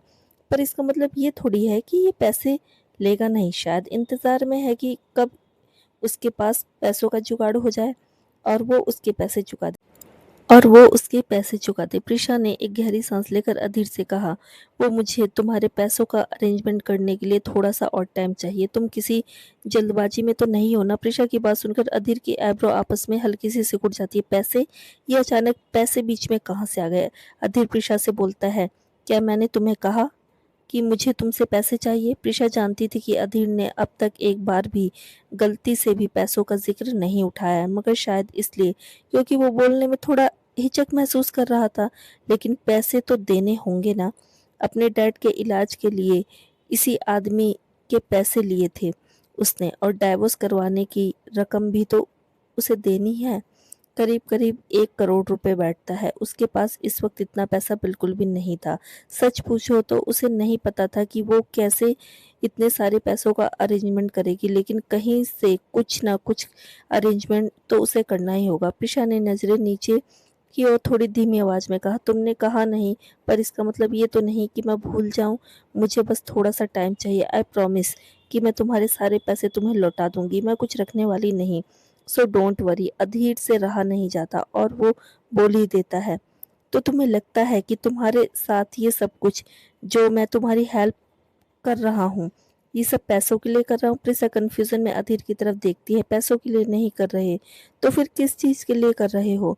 ये एक डिटेक्टिव है, उसने हायर किया था इसे। डेफिनेटली पैसा ही इसकी प्रायोरिटी होनी चाहिए, वरना क्यों ही किसी अनजान लड़की की लाइफ में इतना इन्वॉल्वमेंट दिखाएगा। प्रिशा कुछ बोलने के लिए अपने होठ खोलने ही वाली होती है कि अधीर इरिटेट होकर बस खड़ा होकर वहां से चला जाता है, और प्रिशा स्पीचलेस होकर उसे देखती रहती है। ये अचानक उसे क्या हो गया और एकदम से ऐसे क्यों चला गया? जैसे वो गुस्से में उठकर चला गया। अधीर वहां से अपने कैबिन की तरफ बढ़ गया। उसके एक्सप्रेशन अच्छे नहीं थे। उसे अच्छा नहीं लगा कि प्रिशा की बातें उसे पसंद नहीं आई। पैसा, आखिर वो ऐसे कैसे सोच सकती है कि वो पैसों के लिए ही सब कुछ कर रहा है? तभी अचानक उसके कदम की रफ्तार थोड़ी धीमी हो जाती है और वो कुछ सोचने लगता है। अगर वो पैसों के लिए नहीं कर रहा तो फिर किस चीज के लिए कर रहा है? अधीर को समझ में नहीं आया। उसे पैसों की कोई जरूरत नहीं है और ना ही कमी है, फिर वो प्रिशा की लाइफ में इतना इन्वॉल्वमेंट क्यों दिखा रहा है? जैसे जैसे प्रिशा की हर एक प्रॉब्लम उसकी अपनी प्रॉब्लम हो। क्यों ये इतना अजीब है? किसी भी क्लाइंट के लिए उसने इतना इन्वॉल्वमेंट कभी नहीं दिखाया पहले। अधीर जैसे ही कैबिन में एंटर होता है, उसे वहां पर कोई बैठा हुआ दिखाई देता है जो आराम से अपने पैरों के ऊपर दूसरा पैर रखकर हाथ में कॉफी का कप लेकर उसकी सिप ले रहा था। अधीर ने जैसे ही उसे देखा तो हल्का सा कंफ्यूज होकर बोला, डैड, आप इस वक्त यहाँ पर? आपने बताया नहीं आप आने वाले हैं, ये बोलकर वो जाकर बगल वाले सोफे पर बैठ गया। गौतम ने अधीर की तरफ देखा, कुछ सेकंड खामोशी से देखता रहा। अधीर को गौतम का खुद को ऐसे देखना थोड़ा अजीब लगा। उसने थोड़ा ऑकवर्ड होकर मुस्कुराकर कहा, व्हाट हैपेंड डैड, आप मुझे ऐसे क्यों देख रहे हैं? गौतम ने कॉफी का कप नीचे रखा और कहा, ये ऑफिस में तुम्हारे बारे में कैसी बातें चल रही हैं? तुम्हारे और उस नई एम्प्लॉय के बारे में। अधीर हल्की सी अपनी आईब्रो ऊपर करता है और नजरें दूसरी तरफ कर लेता है, हल्का सा अपने गले को साफ करता है और फिर गौतम की तरफ देखकर बोला, इट्स नथिंग डैड, बस ऐसे ही। लोग तो कुछ भी बकवास करते हैं, सीरियसली लेने की जरूरत नहीं है। मेरे और प्रिशा के बीच में ऐसा कुछ भी नहीं है। गौतम हल्की सी आईब्रो ऊपर उठाकर बोला, रियली? बिना आग के ही धुआं देखा है तुमने अधीर? अधीर गौतम की तरफ देखकर बोला, क्या मतलब है? गौतम ने आराम से सोफे से पीठ लगाते हुए थोड़ी रिलैक्स आवाज में कहा, सिर्फ गॉसिप्स नहीं चल रही, ऑफिस में बहुत गहरी गॉसिप्स चल रही है और सबको लगभग इस बात का यकीन हो गया है कि उसका सीईओ अपने एक एम्प्लॉय के साथ किसी सीक्रेट रिलेशनशिप में है। Care to explain mister CEO? Gautam की बात सुनकर अधीर को समझ नहीं आया कि वो क्या बोले। हाँ, वो जानता था कि पिछले कुछ दिनों से ऑफिस में बहुत कुछ खुसर फुसर चल रही है उसके और प्रिशा को लेकर, मगर उसने कभी इन चीजों पर गौर नहीं किया। उसके लिए ये चीजें मायने नहीं रखती। जिसको जो सोचना है, जो बोलना है, बोलते रहे। अधीर ने गौतम की तरफ देखकर कहा, ट्रस्ट मी डैड, ऐसा कुछ भी नहीं है। और अगर ऐसा होता तो आपको लगता है कि मैं आपको या मॉम को इस बारे में नहीं बताता? जस्ट रिलैक्स, मैं बस उस लड़की की हेल्प कर रहा हूँ क्योंकि वो थोड़ी प्रॉब्लम में है, दैट्स इट। और इनफैक्ट उस लड़की को तो ये भी नहीं पता कि मैं इस कंपनी का सीईओ हूँ। उसे लगता है जैसे मैं यहाँ पर काम करने वाला कोई एम्प्लॉय हूँ। एक्चुअली मैं मिस्टर स्नाइपर बनकर उससे मिला था। Mister sniper? गौतम ने हल्की आईब्रो उठाकर कंफ्यूजन में पूछा। अधीर ने थोड़ा awkward होकर कहा, मम्मा, मेरा नाम और मेरा हिडन प्रोफेशन भी, जस्ट फॉर फन। गौतम हल्का सा सर हिला देता है, उसे आइडिया था उसका बेटा क्या क्या करता है, बताता नहीं तो क्या हुआ, वो बाप है उसका। अधीर ने कंटिन्यू करते हुए कहा, तो वो अभी मेरी रियल आइडेंटिटी के बारे में नहीं जानती, इसलिए मुझसे इतना कैजुअली बातें करती है और फालतू ऑफिस में बकवास गॉसिप्स फैली हुई हैं। गौतम ने कहा, हेल्प? तुम उसकी किस चीज में हेल्प कर रहे हो? अधीर ने कहा, उसका डाइवोर्स करवाने में और उसके टॉक्सिक हस्बैंड से उसका पीछा छुड़वाने में। अधीर ने कैजुअली बोल दिया, लेकिन डाइवोर्स सब सुनकर गौतम की भौहें आपस में सिकुड़ गई। वो लड़की शादीशुदा है?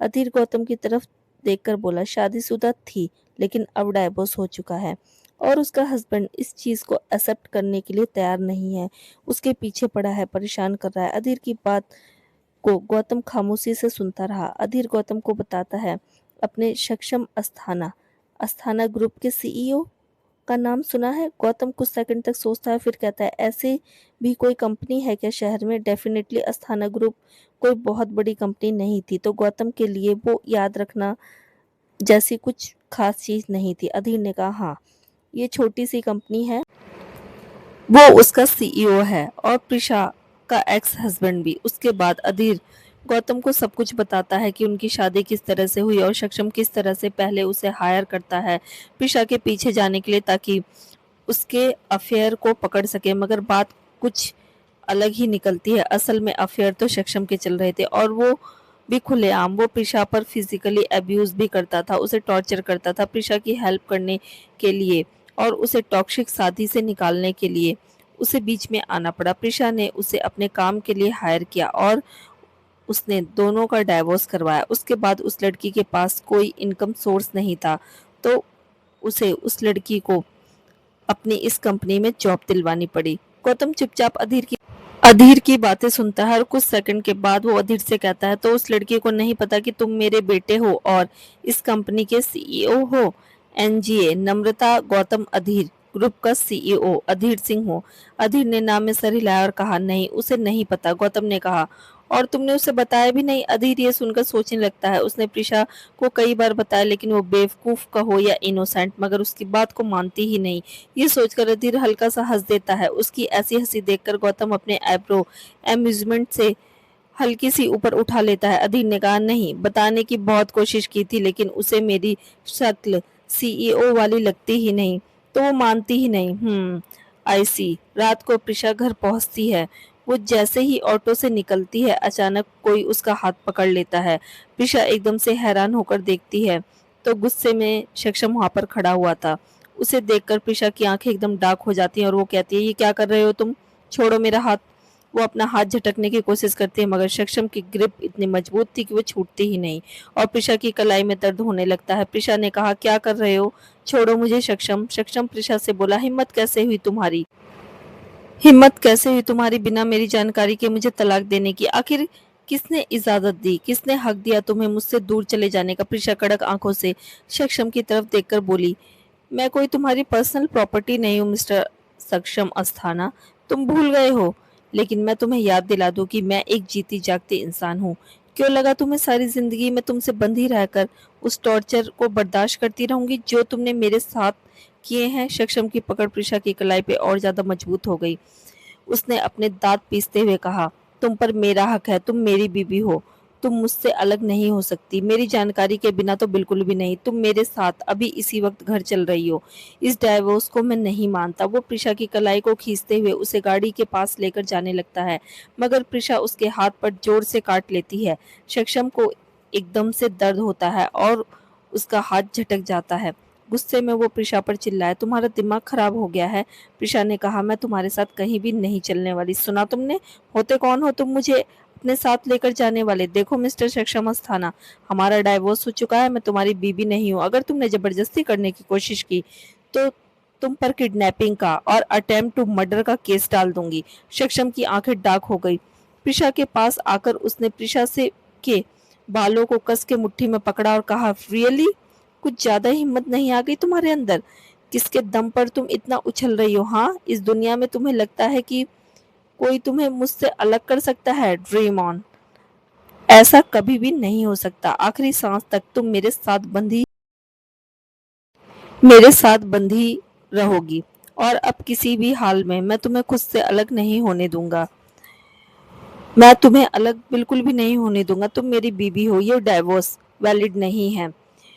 उसने इतना जोर से मुट्ठी में उसके बाल पकड़े हुए थे कि उसकी आंखों से आंसू आ गए, क्योंकि उसे बहुत ज्यादा दर्द हो रहा था। उसने सक्षम की आंखों में आंखें डालकर देखते हुए पूरी कोल्डनेस के साथ कहा, पता नहीं मेरी दी को तुम्हारे अंदर ऐसा क्या दिखाई दिया कि वो तुम्हारे प्यार में पड़ गई। तुम जानवर हो। इतना सुनते ही सक्षम की आंखें गुस्से से लाल हो गई। दिमाग हद से ज्यादा खराब हो गया। उसने जोर से चिल्लाया, प्रिशा, और उसके बाद उसके गाल पर खींच के थप्पड़ मारा। प्रिशा संभाल नहीं पाई और एकदम से पीछे की तरफ गिर गई। पीछे किसी चीज से उसका सर टकराया। सक्षम के हाथों की मुट्ठियां इतनी जोर से कस गई थी कि उसके नकल्स बिल्कुल वाइट हो गए थे। प्रिशा ने जब पलटकर देखा तो उसके माथे से बहते हुए खून को देखकर एकदम से सक्षम अपने गुस्से से बाहर निकला और उसे रियलाइज हुआ कि उसने कुछ ज्यादा ही कर दिया। लेकिन क्या प्रिशा ने भी बोलने की हद पार नहीं कर दी थी? उसने भी तो बीच में अपनी बहन को लाकर बहुत बड़ी गलती की है, ये जानते हुए भी कि इस मामले में सक्षम का पेशेंस खत्म हो जाता है। सक्षम ने कहा, तुम मुझे जानवर कह रही हो और बोल रही हो कि तुम्हारी बहन को मुझे प्यार नहीं करना चाहिए था। पर तुम्हारा क्या? तुम्हारी वजह से वो मर गई, तुम्हारी वजह से वो मुझे छोड़कर चली गई। तो क्या तुम्हारे जैसी बहन मिलनी चाहिए थी उसे? प्रिशा ने हाथों की मुट्ठियों को जोर से कस लिया। उसके नाखून हथेली में चलने लगे। आंखों में आंसू, डिसअपॉइंटमेंट, गुस्सा और कोल्डनेस थी। उसने कहा, हमेशा हमेशा से तुम मुझ पर इल्जाम लगाते आए हो कि मेरी वजह से वो मर गई। क्या मैंने अपने हाथों से मारा था उसे? क्या मुझे पता था कि वो एक्सीडेंट हो जाएगा? क्या मुझे पता था कि वो ऐसे हमें छोड़कर चली जाएगी? इस चीज का इल्जाम तुम मुझ पर लगाकर अपना सारा गुस्सा और फ्रस्ट्रेशन मुझ पर निकालते रहे हो। मेरे साथ जो वायलेंस तुमने किया, क्या उसको जस्टिफाई कर रहे हो तुम मिस्टर सक्षम अस्थाना? तुम निहायत ही घटिया और गिरे हुए इंसान हो। प्रीशा की बातें उसके गुस्से की आग में घी डालने का काम करती हैं। थोड़ी देर पहले जो थोड़ा गिल्ट उसकी आंखों में था, अब वो पूरी तरीके से गुस्से में बदल गया। उसने कहा, मैं भी देखता हूँ कि मुझे तुमसे कौन दूर करता है। मैं भी देखता हूँ कि ये डाइवोर्स कैसे पक्का होता है। मेरी जानकारी के बिना तलाक लिया है तुमने। मैं तुम्हारे ऊपर केस करने वाला हूँ, फिर देखता हूँ कि मेरे पास आने के अलावा तुम्हारे पास क्या रास्ता रहता है। कहाँ जाती हो तुम? उसकी आंखों के सामने चुटकी बजाकर सक्षम ने कहा, चंद दिनों में अगर तुम अपनी नाक रगड़ते हुए मेरे पास नहीं आई ना, तो मेरा नाम भी सक्षम अस्थाना नहीं, याद रखना। उसके बाद वो गाड़ी में बैठा और वहां से निकल गया। प्रिशा कुछ सेकंड तक वहीं खड़ी रही। अपना हाथ ऊपर करके उसने अपने माथे को टच किया और उंगलियों को देखा जहां खून लग गया था। दर्द भरी एक लंबी सांस लेकर वो घर के अंदर चली गई। प्रिशा के मॉम डैड ने जब ये जाना कि सक्षम वहां पर प्रॉब्लम खड़ी करने आया है, तो वो लोग हैरान होने के साथ साथ गुस्सा भी हो गए। प्रिशा के डैड ने कहा, मुझे लगा था कि त्रिशा के जाने के बाद सक्षम थोड़ा परेशान है। मुझे लगा कि वो बुरा इंसान नहीं है, धीरे धीरे सुधर जाएगा, पर उसने तो हद ही पार कर दी। मैं अब उससे बात करता हूँ। प्रिशा ने अपने डैड की तरफ देखकर कहा, कोई ज़रूरत नहीं है। मैंने आप लोगों से पहले ही कहा था कि मेरी लाइफ के मैटर में इंटरफेयर मत कीजिए। सक्षम को कैसे हैंडल करना है वो मैं फिगर आउट कर लूँगी। मुझे इस चीज़ में आप लोगों की हेल्प की ज़रूरत नहीं है। आप लोग बस अपना ख्याल रखिए और मेरे मामलों से दूर रहिए। इतना एहसान काफ़ी होगा मुझ पर। प्रिशा के मॉम डैड हैरानी से प्रिशा की तरफ देखते हैं। प्रिशा की मॉम ने कहा, ये कैसी बातें कर रही हो तुम प्रिशा? तुम हमारी बेटी हो, हम मॉम डैड हैं तुम्हारे, हम कैसे ऐसे तकलीफ में देख सकते हैं तुम्हें? प्रिशा ने कहा, तो अपनी आंखें बंद कर लीजिए, बिल्कुल वैसे ही जैसे अब तक करते आए हैं। ऐसा तो नहीं है कि आपने पहली बार मुझे इस तकलीफ में देखा है, पहले भी देखा था। जैसे उस वक्त आंखें बंद कर ली थी, इस वक्त भी कर लीजिए। क्या बदल जाएगा? प्रिशा की बातें उन दोनों के सीने में तीर की तरह चुभती हैं और दोनों शर्मिंदगी से अपना सर झुका लेते हैं। प्रिशा उन लोगों पर अपना और वक्त बर्बाद नहीं करती और अपने कमरे में जाकर दरवाजा बंद कर लेती है। रात को सोते टाइम वो बिस्तर में पड़ी हुई थी, माथे पर उसने बैंडेज लगा ली थी और थोड़ी परेशान लग रही थी। तभी उसके फोन पर बीप का साउंड आता है। उसने फोन उठाकर स्क्रीन पर देखा तो मिस्टर स्नैपर का मैसेज था, स्लेप्ट। प्रिशा थोड़ा सा उठकर बिस्तर से सहारा लगाकर बैठ जाती है और मैसेज का जवाब देती है, नहीं, नींद नहीं आ रही। उसके बाद कुछ सेकंड दूसरी तरफ से मैसेज आता है, मुझे भी काफी बोर हो रहा हूँ, कहीं घूमने चले क्या? प्रिशा ने हल्के से कंफ्यूजन में मैसेज टाइप किया, इतनी रात को सुबह ऑफिस नहीं जाना क्या? अधीर जो कि फोन में मैसेज टाइप कर रहा था, प्रिशा का मैसेज देखकर हल्का सा मुस्कुराया या और कहा, जल्द आ जाएंगे, वैसे भी कौन सा सारी रात बाहर रहना है। प्रिशा ने कुछ सेकंड का पोज लिया और फिर कहा, ओके। थोड़ी देर में प्रिशा घर के बाहर रोड की तरफ आती है जहां पर एक बड़ी सी गाड़ी ऑलरेडी खड़ी हुई थी। गाड़ी के नंबर प्लेट देखकर प्रिशा का हार्ट बीट स्किप कर जाता है। पहले भी वो बाहर रही है, ऐसे अपने दोस्तों के साथ काफी हैंग आउट किया है उसने, फिर भी पता नहीं क्यों अधीर के साथ जाते हुए कुछ अलग सा महसूस हो रहा था, कुछ अजीब सा। वो गाड़ी के पास पहुंचती है, दरवाजा खुला और गाड़ी के अंदर बैठ गई। उसने अधीर की तरफ देखा तो उसका दिल थोड़ा सा जोर से धड़क उठा। उसने देखा कि अधीर नॉर्मल कपड़ों में था, शॉर्ट्स में। लाइक सीरियसली, ये आदमी ऊपर शर्ट और नीचे शॉर्ट्स पहने हुए था, बाल हल्के बिखरे हुए थे। उसने प्रिशा की तरफ देखकर कहा, हे प्रिशा। उसे देखकर बोली, ये क्या पहना हुआ है तुमने? अधीर ने अपने कपड़े देखे और हल्का सा अपनी गर्दन खुजाते हुए कहा, वो कपड़े चेंज करने में बहुत आलस आ रहा था मुझे, इसलिए ऐसे ही चला आया, और बहुत गर्मी भी लग रही थी। ये सुनकर प्रिशा ने कहा, इतनी गर्मी तो नहीं है अभी। अधीर ने कहा, हाँ पता है, लेकिन मेरे शरीर का हिसाब अलग है, मुझे दूसरे लोगों से ज्यादा गर्मी लगती है और मैं तुम्हें बता नहीं सकता कि पूरे दिन ऑफिस में सूट पहनकर मैं कितना इरिटेट हो जाता हूँ। मेरा बस चले तो मैं शॉर्ट्स को प्रोफेशनल ड्रेस अनाउंस कर दूं ताकि हर कोई अपने कंफर्ट के हिसाब से ऑफिस में कपड़े पहनकर आ सके। अधीर की बात सुनकर प्रिसा हंस देती है और थोड़ा जोर से हंस देती है। उसका पहले थोड़ा दिमाग काफी ज्यादा सक्षम की वजह से खराब हो गया था, लेकिन अधीर की बातों ने उसके मूड को थोड़ा अच्छा कर दिया। जब वो हंस रही थी तो अचानक अधीर की नजर उसके चेहरे पर पड़ी। हालांकि वो हंसते हुए बहुत सुंदर लग रही थी और वो बस उसे देखे ही जा रहा था कि तभी उसके माथे के बाल थोड़े पीछे हुए और उसने कुछ ऐसा देखा कि उसकी आंखें एकदम से सिकुड़ गई। उसने तुरंत प्रिशा के हाथ को पकड़ लिया। प्रिशा ने एकदम से हंसना बंद किया और अधीर की तरफ कंफ्यूजन में देखा। अधीर ने कड़क नजरों से उसके माथे को देखते हुए कहा, ये चोट कैसे लगी? अचानक से अधीर की बात सुनकर प्रिशा थोड़ी हैरान और ऑकवर्ड हो गई। उसने ऐसे इमेजिन नहीं किया था कि वो अचानक उसकी चोट पर इतना ध्यान देगा। वो कुछ बोलने के लिए मुंह खोलने ही वाली थी कि अधीर के अगले शब्दों ने उसे और भी ज्यादा हैरान कर दिया। सक्षम आया था क्या? प्रिशा ने चौंक कर अधीर की तरफ देखा। इसे कैसे पता? अधीर ने जब प्रिशा को ऐसे हैरान और चुप देखा तो उसके एक्सप्रेशन और भी ज़्यादा डार्क हो गए। तो इसका मतलब वही आया था और ये चोट भी उसी की वजह से लगी। ये सोचकर ही अधीर को अपने अंदर एक ज़बरदस्त गुस्से की लहर दौड़ती हुई महसूस हुई।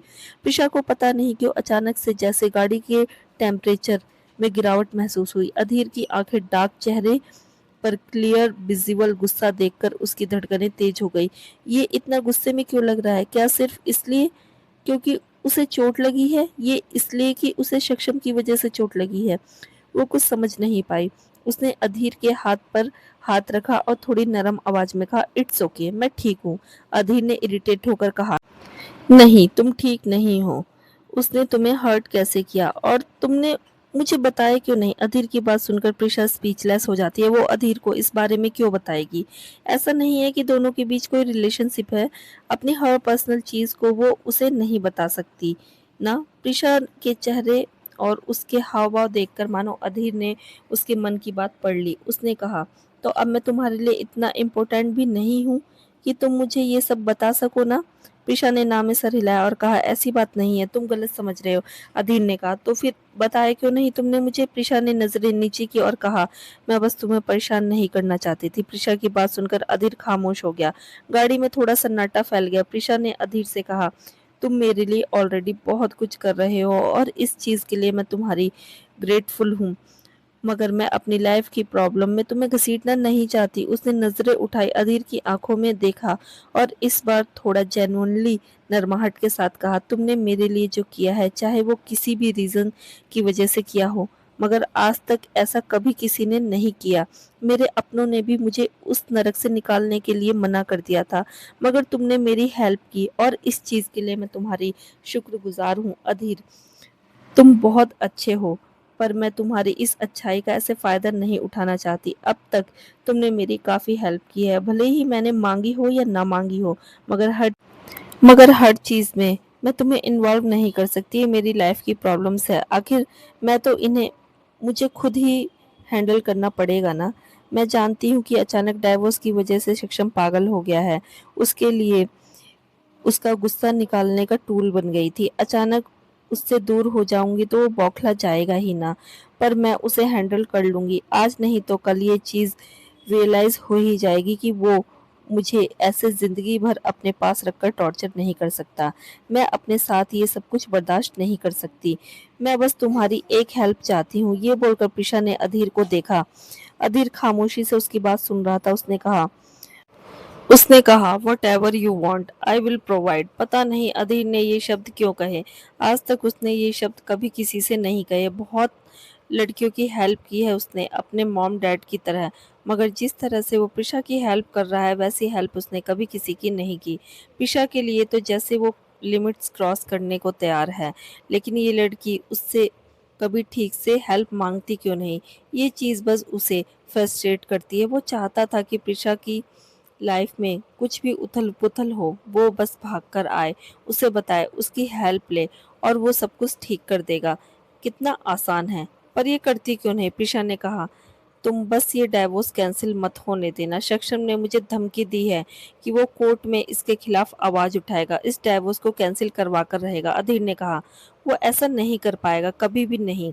अधीर ने शांत मगर कोल्ड आवाज में कहा, मगर उसके शब्दों में प्रिशा को ऐसा वजन महसूस हुआ जैसे अब तो दुनिया का कोई पावरफुल इंसान भी सक्षम की साइड आ जाए तो भी सक्षम ये डाइवोर्स कैंसिल नहीं करवा सकता।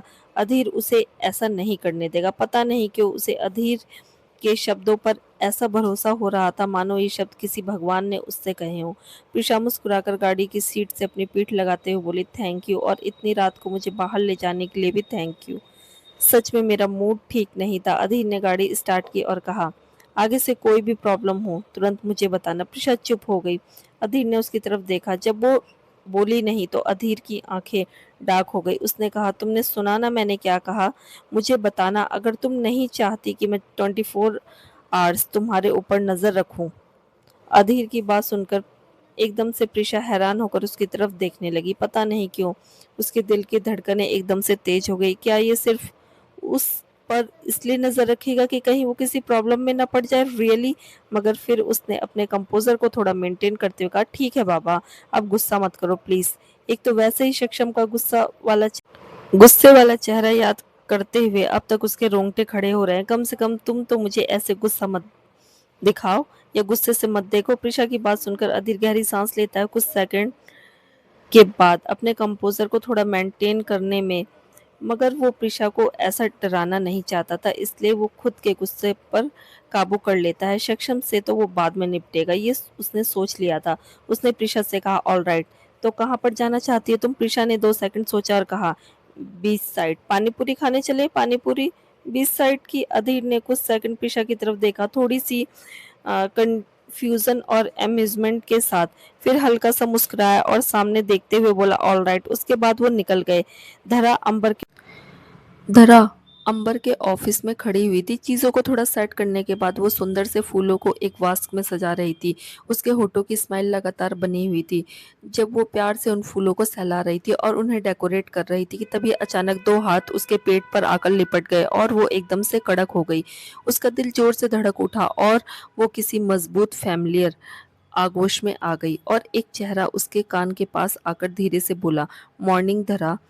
धरा का चेहरा लाल हो जाता है और वो अपनी पलकें नीचे झुका देती है। अंबर प्यार से उसके बालों को एक तरफ करता है और फिर उसकी गर्दन पर हल्का सा अपनी नाक को रब करते हुए उसकी खुशबू को इनहेल करता है। तुम हमेशा इतना अच्छा कैसे महक सकती हो धरा?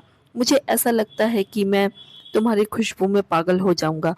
अंबर की बात सुनकर धरा और भी ज्यादा शर्माने लगती है, मगर फिर उसने पलटकर धीरे से पीछे करते हुए कहा, हम तुम्हारे ऑफिस में हैं, यहाँ ऐसी हरकतें मत करो, अगर किसी ने देख लिया तो। अंबर ने उसे प्यार से बाहों में खींचकर उसकी कमर को पकड़ते हुए कहा, अगर देख लिया तो क्या, देखे तो देखता रहे। वैसे भी मेरा तुम्हें दुनिया से छुपाने का कोई भी इरादा नहीं है। तुम मेरी गर्लफ्रेंड हो और ये बात मैं सबको चीख चीख कर बता सकता हूँ। धरा ने उसके गले में बाहें डाली और कहा, रियली तुम्हें एम्बेरसिंग नहीं लगेगा? अंबर ने थोड़ा कंफ्यूज होते हुए कहा, इसमें एम्बेरस होने वाली कौन सी बात है? धरा ने कुछ सेकंड खामोश रहकर कहा, तुम एक बहुत बड़े पब्लिक स्टार हो अंबर, और मैं।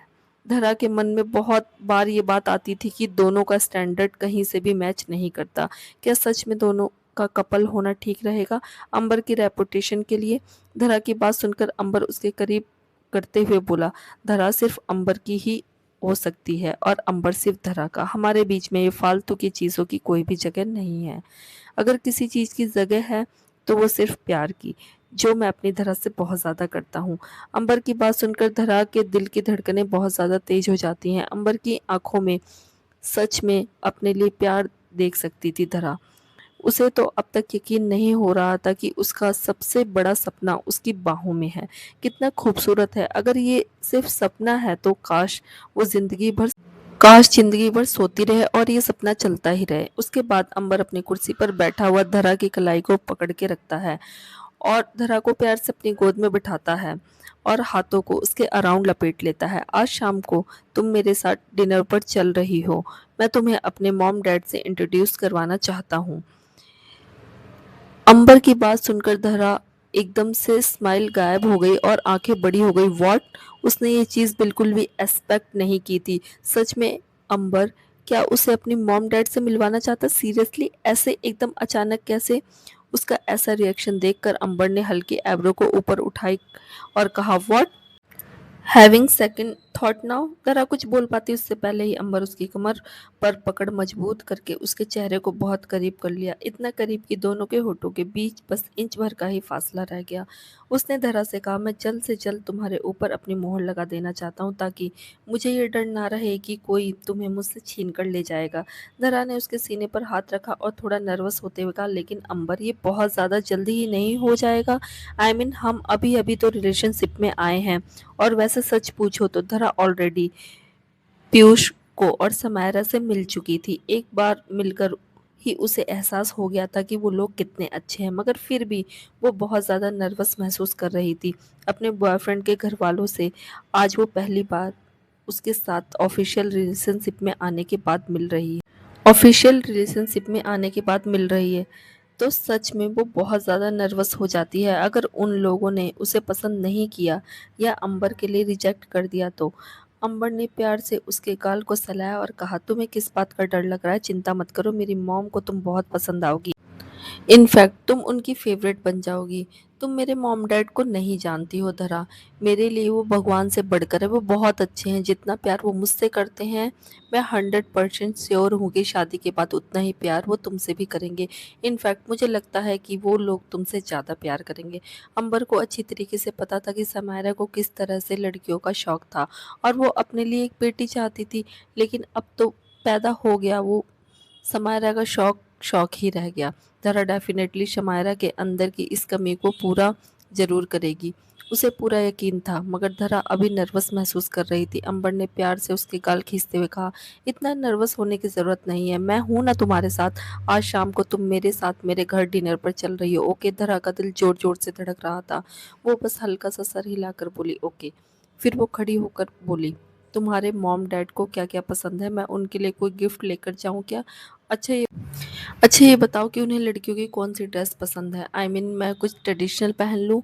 और उन्हें बालों का हेयर स्टाइल कैसा अच्छा लगेगा, मैं बांध लूँ? ठीक है। धरा एकदम से नर्वस हो जाती है और वो अंबर से पूछने लगती है कि उसे किस तरह से तैयार होकर घर जाना चाहिए। उसकी हरकत से अंबर हंस देता है। धरा ने मुंह बनाकर कहा, तुम हंस क्यों रहे हो? एक तो तुमने अचानक मुझे बोल दिया, मुझे शॉपिंग भी तो करनी है, बताओ ना। और मैं आज छुट्टी ले रही हूँ कि मैं जा रही हूँ, मुझे पार्लर जाना है, शॉपिंग करनी है, तैयारी करनी है। और तुम्हारे मॉम डैड के लिए एक अच्छा सा गिफ्ट भी तो खरीदना है ना। खाली हाथ जाना अच्छा नहीं लगेगा, वो बुरा मान जाएंगे, राइट? अंबर ने कहा, हाँ बुरा तो मान जाएंगे। ये सुनकर धरा और भी ज्यादा नर्वस हो जाती। फिर अंबर ने अपनी तरह से कहा, अगर तुम इतनी तैयारी करके जाओगी तो वो डेफिनेटली बुरा मान जाएंगे, और गिफ्ट की फॉर्मेलिटी से तो वो पक्का बुरा मान जाएंगे। तो इसकी ज़रूरत नहीं है धरा, जस्ट बी नेचुरल। मुझे तुम इसी तरह से पसंद हो और उन्हें भी ऐसे ही पसंद आओगी, तो इतनी टेंशन लेने की ज़रूरत नहीं है, ओके? अंबर ने तो बोल दिया था, मगर धरा को टेंशन हो रही थी। वो पहली बार अपने बॉयफ्रेंड के घर वालों से मिलने जा रही थी। पता नहीं सब कुछ कैसा होने वाला है। रात के टाइम पर अंबर गाड़ी बंगले के अंदर एंटर करता है। अंबर का बंगला बहुत बड़ा और आलीशान था। धरा उसके बगल वाली सीट पर बैठी हुई थी। अब तक वो कई बार पानी पी चुकी थी क्योंकि बहुत नर्वस लग रही थी। अंबर ने उसे देखा और हल्का सा मुस्कुराकर कहा, इतना पानी पियोगी तो पेट फूल जाएगा तुम्हारा। इतना नर्वस होने की कौन सी बात है? कौन सा वो लोग तुम्हें देखते ही निकल जाएंगे? दरा ने बोतल बंद करते हुए कहा, नहीं नहीं, तुम नहीं समझोगे। तुम्हें मेरे मॉम डैड से नहीं मिलना ना। अचानक ये बात बोलकर धरा को तुरंत ही कुछ अजीब सा एहसास होता है। अंबर की स्माइल भी गायब सी हो जाती है और दोनों के बीच 2 सेकंड तक खामोशी छा जाती है। अंबर जानता था कि धरा की फैमिली के नाम पर सिर्फ जीनत है और कोई भी नहीं। अंबर उसके हाथ पर हाथ रखता है, हल्का सा प्रेस करते हुए कहता है, अब से मेरे मॉम डैड तुम्हारे मॉम डैड है। धरा की आंखें नम हो जाती हैं। उसने बस हल्का सा सर हिला दिया। जल्दी ही वो गाड़ी से निकलकर बंगले के अंदर जाता है। समायरा नर्वस होकर इधर उधर चक्कर काट रही थी और पीयूष शांति से उसके पास खड़ा हुआ था। समायरा ने कहा, मैं क्या करूं, कैसे मिलूं? अच्छा हाथ मिला लूं क्या? गले मिल लूं क्या? अच्छा ये बताओ कि मैं कैसी लग रही हूँ? ठीक तो लग रही हूँ ना? मेरा मेकअप तो ठीक है ना? बाल खोल दूं या बांध के रखूं? और मुझे कौन सी टोन में बात करना चाहिए तरह से? मुझे तो बहुत नर्वसनेस हो रही है। तुम कुछ बोलते क्यों नहीं? चुपचाप क्यों खड़े हुए हो? पीयूष को ऐसी खामोशी से खड़ा देखकर समायरा चिढ़ जाती है। यहाँ उसकी होने वाली बहू उससे मिलने के लिए आ रही है। वो इतनी नर्वस हो रही है, मगर ये आदमी, भगवान, इन आदमी लोगों के दिल होता भी है या नहीं? पीयूष ने कहा, इसमें तुम्हें इतना नर्वस होने वाली कौन सी बात है? अरे जैसे अंबर हमारा बच्चा है वैसे वो भी। अंबर के सामने अंबर के सामने कभी इतना नर्वस हुई हो जो तुम धरा के सामने हो रही है? देखो, इतना नर्वस मत रहो। तुम अपने नर्वसनेस से उस बेचारी बच्ची को भी डरा दोगी। So just relax. अच्छा लंबी लंबी सांस लो और अपनी नर्वसनेस को कम करो। पीयूष के कहने पर समायरा लंबी लंबी सांस लेती। तभी अचानक दरवाजे से होते हुए अंबर अंदर आता है और कहता है, मॉम डैड हम आ गए। समायरा और पीयूष दरवाजे की तरफ देखते हैं। अंबर मुस्कुराकर नॉर्मली चलते हुए अंदर आ रहा था और धरा उसके बगल में चुपचाप खामोशी से चल रही थी। उसकी आंखों में भी इस वक्त बहुत नर्वसनेस दिखाई दे रही थी, मगर चेहरे पर जबरदस्ती की स्माइल बनाकर रखे हुए वो अपनी उंगलियों को आपस में मसल रही थी, जो बता रहे थे कि वो अंदर से घबराई हुई है। अंबर आगे आया, समायरा को हक किया और कहा, मॉम देखो, मैंने अपना प्रॉमिस पूरा किया और मैं धरा को आपसे मिलवाने के लिए लेकर आया। अब मिल लीजिए अच्छे से। समायरा ने धरा की तरफ देखा। धरा हल्का सा मुस्कुरा दी, मगर उसका दिल जोर जोर से धड़क रहा था। Hello aunty. धरा इतनी मासूम और प्यारी लग रही थी कि समायरा की नजरें बस उस पर ही टिक जाती हैं। जब उसने उसे पहली बार देखा था तो वो उसके लिए बहुत ग्रेटफुल थी कि उसने उसके बेटे की इतनी बड़ी हेल्प की, मगर उसने सोचा भी नहीं था कि इतनी जल्दी वो फिर से उससे मिलेगी, और इस बार किसी दूसरी वजह से। धरा उसे पहली नज़र में बहुत ज़्यादा पसंद थी, सच पूछो, और वो बहुत खुश थी कि अंबर ने ज़िंदगी में आगे बढ़ने का फ़ैसला उसके साथ लिया है। धरा चुपचाप खड़ी थी। समायरा उसके पास आई और प्यार से उसके चेहरे को अपने हाथों में लेकर कहा, "धरा, कैसी हो तुम?" धरा मुस्कुराकर कहा, "मैं ठीक हूँ आंटी, आप कैसे हो?" समायरा ने भी हल्का सा सर हिलाया और कहा, "मैं बिल्कुल ठीक हूँ।" समायरा ने धरा को ज़ोर से हग कर लिया। जैसे ही उसने हग किया, धरा के रोंगटे खड़े हो गए और उसके दिल में अजीब सी नरम एहसास हुआ। समायरा के हग में ममता का एहसास था, बिल्कुल एक माँ जैसा, जो धरा ने कभी महसूस नहीं किया था। जाने अनजाने उसकी आंखें आंसुओं से भर गई और उसने भी हाथ ऊपर करके समायरा को गले लगा लिया। पीयूष ने भी हल्का सा अंबर के कंधे पर अपने कंधे को मारा। अंबर ने पीयूष की तरफ देखा। पीयूष ने हल्की सी आईब्रो आपस में मटकाई, बड़ी प्लेफुल तरीके से। अंबर मुस्कुराकर अपने सर को खुजाने लगा। उसके गाल हल्के से लाल हो गए। उसके बाद सब लोगों ने बैठकर बहुत सारी बातें की।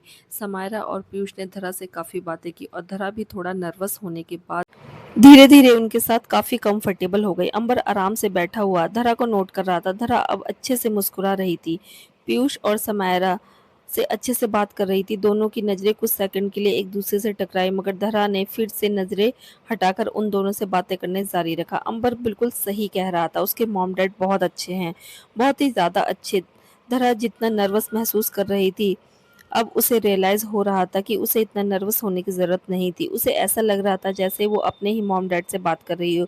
ये लोग कितने स्वीट और कितने जेंटल हैं, लग ही नहीं रहा कि अंबर के मॉम डैड हैं। उसे तो ऐसा फ़ील ही हो रहा था जैसे उसके अपने मॉम डैड हैं। अगर शादी के बाद उसे इन लोगों के साथ रहना होगा तो शायद ही वो दुनिया की सबसे खुशकिस्मत लड़की है कि उसे इतने प्यारे पेरेंट्स मिलने वाले हैं। पीयूष और अंबर को नीचे छोड़कर समायरा धरा के साथ कमरे में आई। समायरा ने धरा से कहा, "अच्छा, तुम्हें अपना होने वाला ससुराल कैसा लगा, पसंद आया?" ये सुनकर धरा ने नजरें नीचे कर ली। उसके गाल लाल हो गए। ससुराल शब्द से ही उसके पेट में तितलियां उड़ने लगी। समायरा ने उसे बिस्तर पर बिठाया और कहा, "यहाँ पर बैठो मेरे पास।"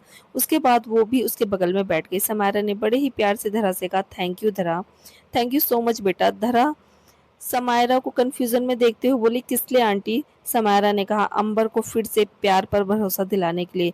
जो कुछ भी उसके साथ हुआ उसके बाद मैं डर गई थी कि कहीं उसका प्यार में विश्वास उठ ना जाए। प्यार गलत नहीं होता, हाँ, कुछ लोगों की वजह से बदनाम ज़रूर हो जाता है, पर मुझे लगता है एक अच्छे जीवन साथी की कीमत क्या होती है, अहमियत क्या होती है। अगर हमारा लाइफ पार्टनर अच्छा है तो ज़िंदगी स्वर्ग बन जाती है। मैं बहुत खुश हूँ कि अंबर की लाइफ में तुम आई।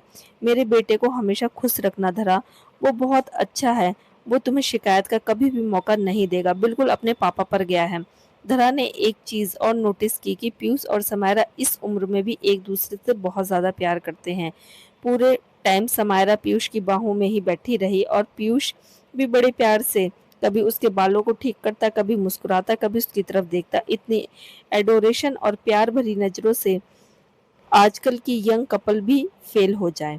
उस अफेक्शन के सामने, उस साइलेंट रोमांस के सामने धरा ने समायरा से कहा, "मैं आपसे एक बात पूछूं, आप बुरा तो नहीं मानोगी?" समायरा ने कहा, "कम ऑन, मैं तुम्हारी कभी किसी बात का बुरा नहीं मानूंगी, पूछो ना, अच्छे से दिल खोल कर पूछना जो भी पूछना है।" धरा ने कहा, "आप डॉक्टर हैं और अंकल बिजनेसमैन, राइट?" समायरा ने हाँ में सर हिला दिया। फिर उसने पूछा, "अंबर ने बताया था कि आप लोगों की लव मैरिज हुई थी, क्या ये सच है? सच में आप लोगों की लव मैरिज हुई थी?" ये सुनकर समायरा ब्लश करने लगती है। उसके गाल थोड़े से लाल हो जाते हैं और वो कहती है, "हाँ, बिल्कुल हमारी लव मैरिज हुई थी।" धरा थोड़ी सी एक्साइटेड होकर बोली, "कितने सालों से आप एक दूसरे को जानते थे? कितने वक्त से रिलेशनशिप में थे और एक दूसरे से कैसे मिले?" तभी अचानक उसे ऐसा लगता है कि जैसे उसने कुछ ज्यादा ही पर्सनल सवाल पूछ दिए। थोड़ा ऑकवर्ड होकर बोली, "अगर आपको बताने में कोई प्रॉब्लम है तो इट्स ओके।"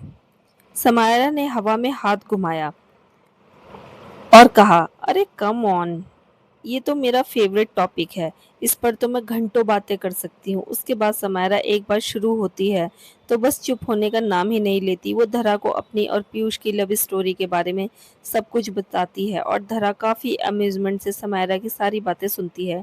कई देर तक दोनों के बीच बीच बातचीत चलती है और समायरा की सारी बातें सुनने के बाद धरा तो उसकी और पीयूष की लव स्टोरी की फैन ही हो जाती है।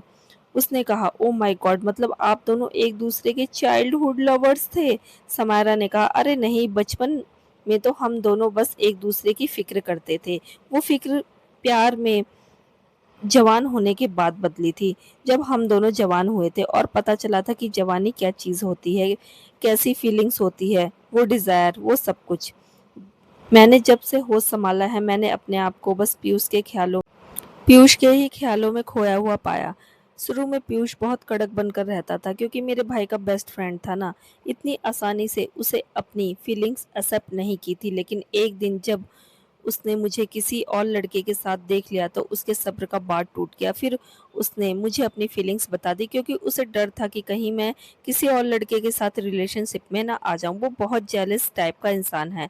सीरियसली, समायरा की बात सुनकर वो और धरा दोनों हंसने लगती है। समायरा ने हंसते हंसते अपनी आंखों के कोने से निकले आंसू को साफ किया और एक गहरी सांस लेकर बोली, जिंदगी के इतने सारे साल कैसे निकल गए पता ही नहीं चला। सच में अगर हमसफर प्यार करने वाला हो तो जिंदगी किसी परियों की कहानी की तरह लगती है, बहुत ही खूबसूरत। अंबर के होने के बाद तो पीयूष का प्यार जैसे एकदम से डबल ही हो गया। कहते हैं कि बच्चा अगर कपल के बीच में आ जाए तो उनके रिश्ते को मजबूत कर देता है। मेरा और पीयूष का रिश्ता तो पहले से ही मजबूत था, पर अंबर के आने के बाद तो एकदम पक्का हो गया।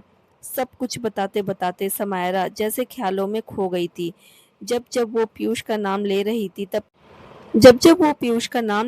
थी तब तब धरा ब्लश कर रही थी। धरा अम्यूजमेंट के साथ उसे देख रही थी।